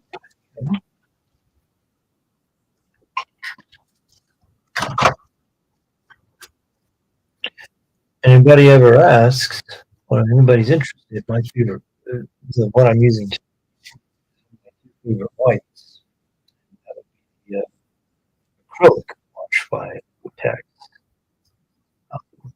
It doesn't do great if you want to try and add transparencies to it. Um, it's because it's so even heavier to get it super clean looking. I'm all right with that. But for coverage, yeah, it's a winner.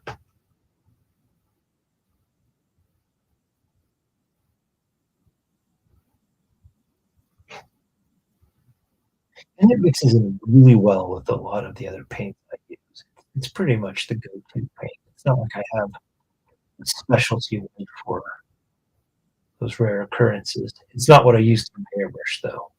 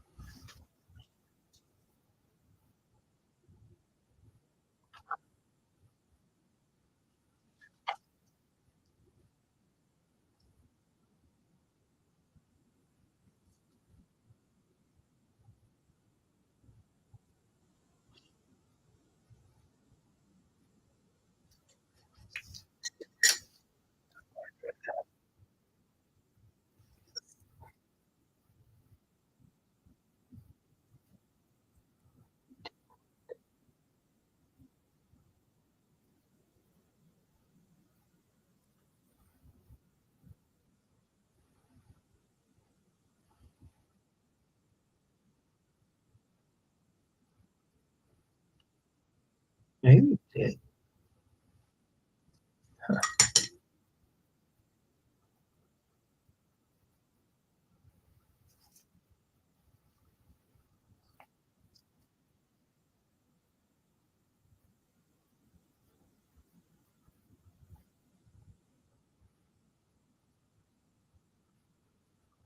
I'm telling you right now, I'm enjoying it.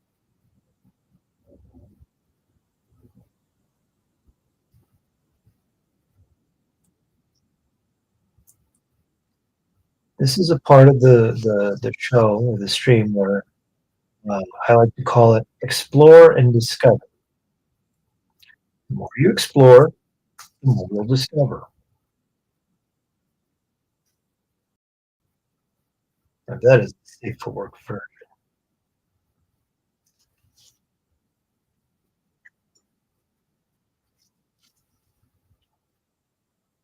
Ooh, whose part was that? Pro acryl, my gosh. You're pretty up for 4 hours. There are some people, some painters out there that would be able to replace the paper in every 3 hours. Okay.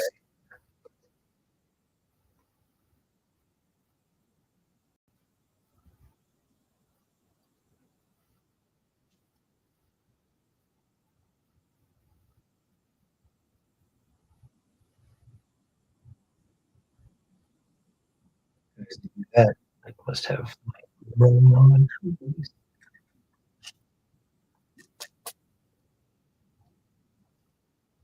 All right. So what I'm gonna do, I'm not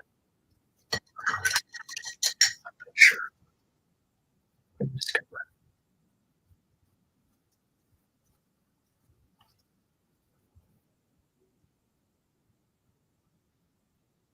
yep, we're just gonna take blue,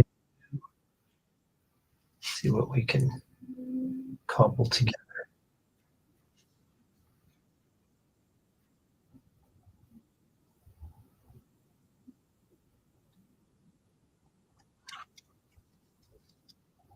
It's all right, right?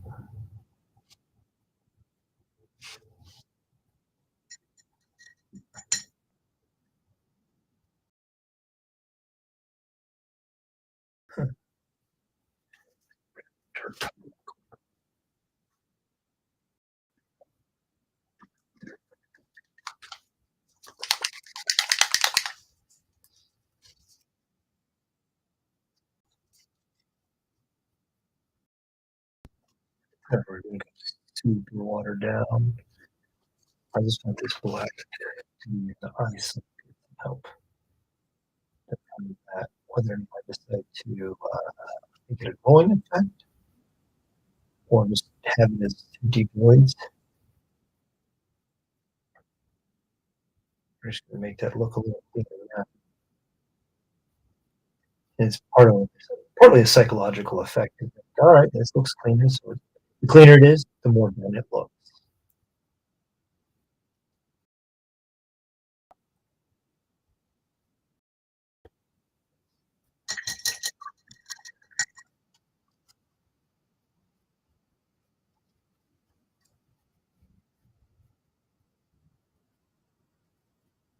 Axe.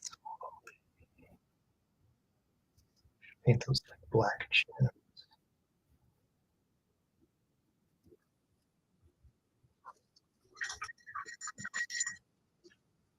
All right, so we're gonna paint these like black gems. So the first thing we're gonna do is, even with that white still on there, we're just gonna paint it up.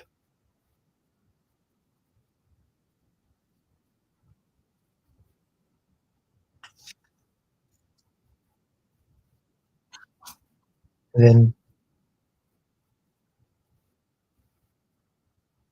like, wasn't I just talking about value scales?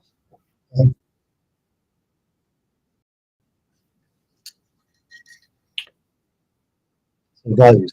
Right? Talk quick about that. Let's see what's this. Right here. I'm going to have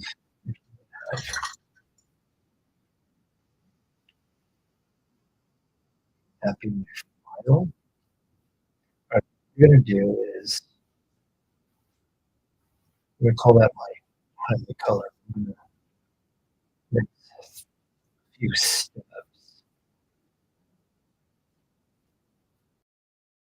There we go. Just then, so I have my level 4 value, 3, 2, oh, 5. Excuse me.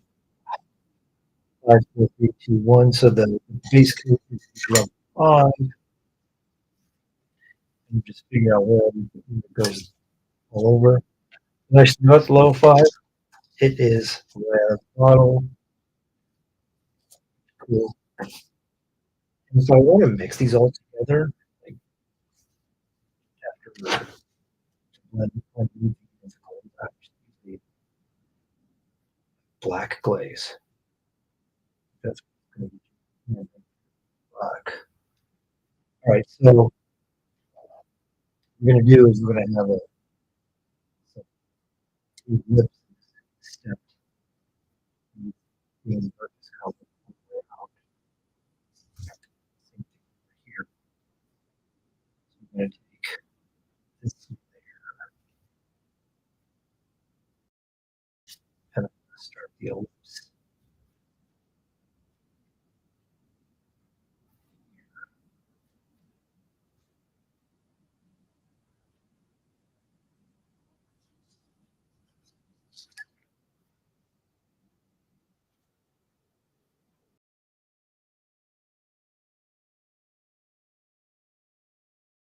I'm not going to let my paint dry. I'm going to a little bit. Just blending. I take this.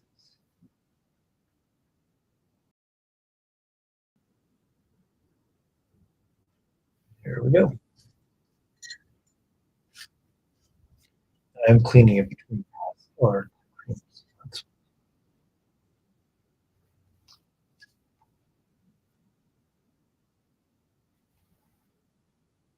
starting where I'm just going to out.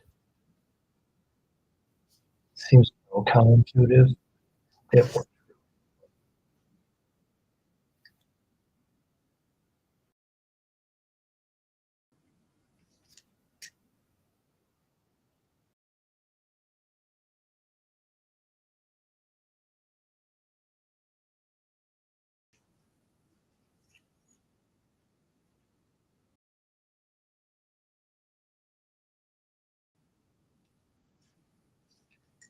Brush, try the brush.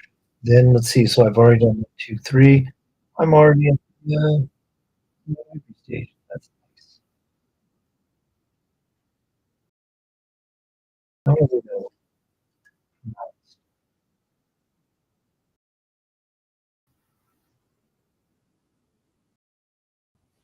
Just I'll blend it in. I'll dot it in. Yeah.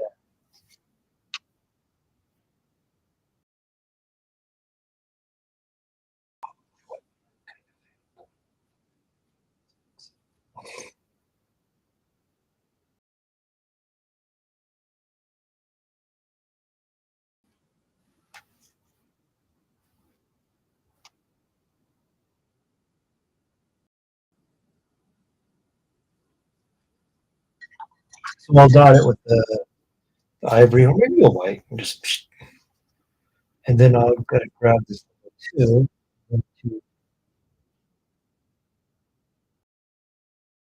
highlight on the other side.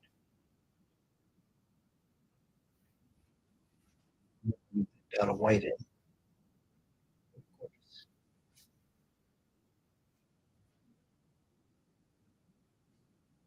There we go.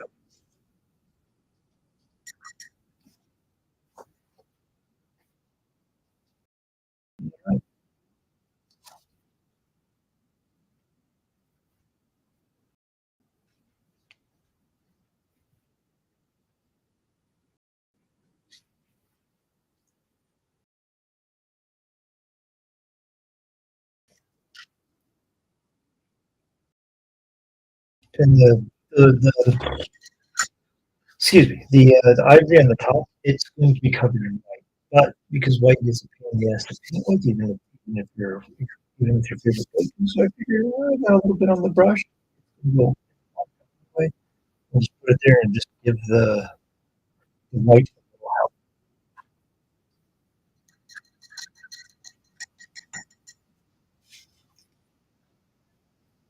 It's a most glossy.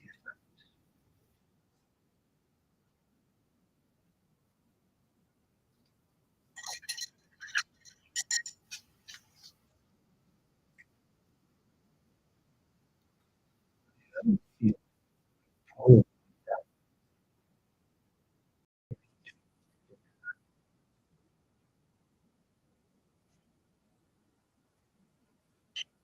won't really know till.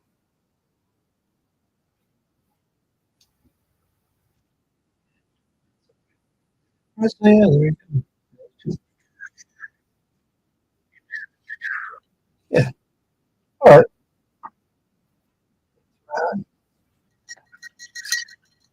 The last thing I'm going to do tonight before I call it a night, I'm going to just, I'm going to beef up the, excuse me,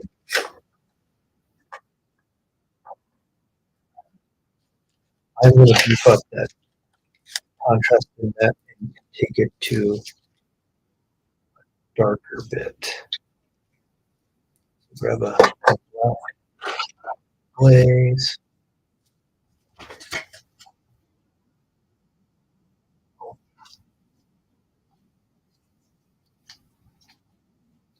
It's still the, I think it was, right. This glaze has a lot of flow improver in it. I brush these things. I don't want that, how many will get in the way, primarily. And as much flow improver is on it in this glaze, that's going to drive it farther up the bristles and ferrule, which then means the, the bristles flare this way out. It's counterproductive, counterintuitive port brush I use for fine lines. So yeah, all right, and then I'm going to stipple in my glaze and reinforce the blue. Yeah. Anyway, I'm going to uh, work all around up to the brightest highlights. And after I do that, I'll off my brush and I'm going to feather it on my highlights. I'm only doing one at a time because I'm not just to start drying and peeling this, getting that acrylic skin. Just do one at a time. Looks good. A little more contrast. More contrast equals more better, right? Do that over here.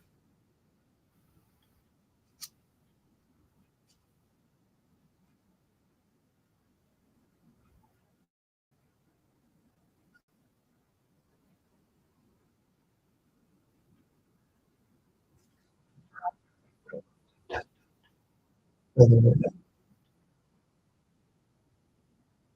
then I will get my kind here as dries up. So as soon as it dries, again.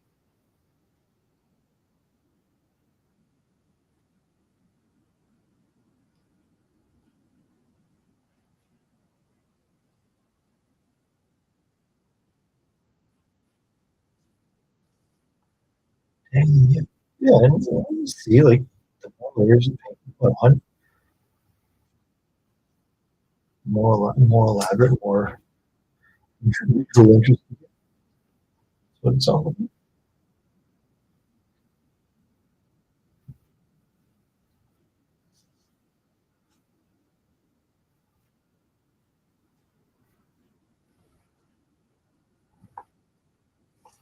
Of course, when I refer to layers, is they'll have a layer of a level of translucency too.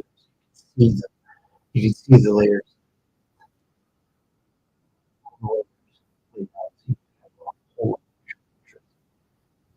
Part of it is the ability to fully think more three dimensional than it is. That create that. And that's fun. All right. So one last few here. Go over here. Super. So a grayscale gem. So when I go through the legendary airbrush phase, it'll it'll look great. I am hoping to have.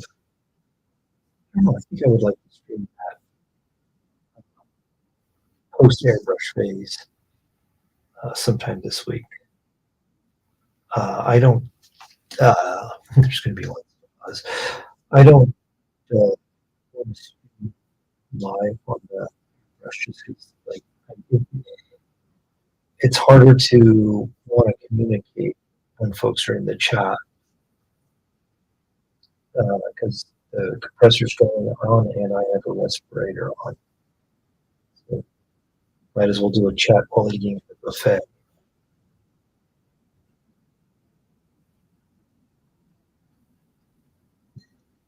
All right, I've explored too much, but I like the black teeth. So we're going to call this a night. I don't think. If you're watching in the future, put a comment below what your favorite part was. Everybody have a good night. Welcome from the past.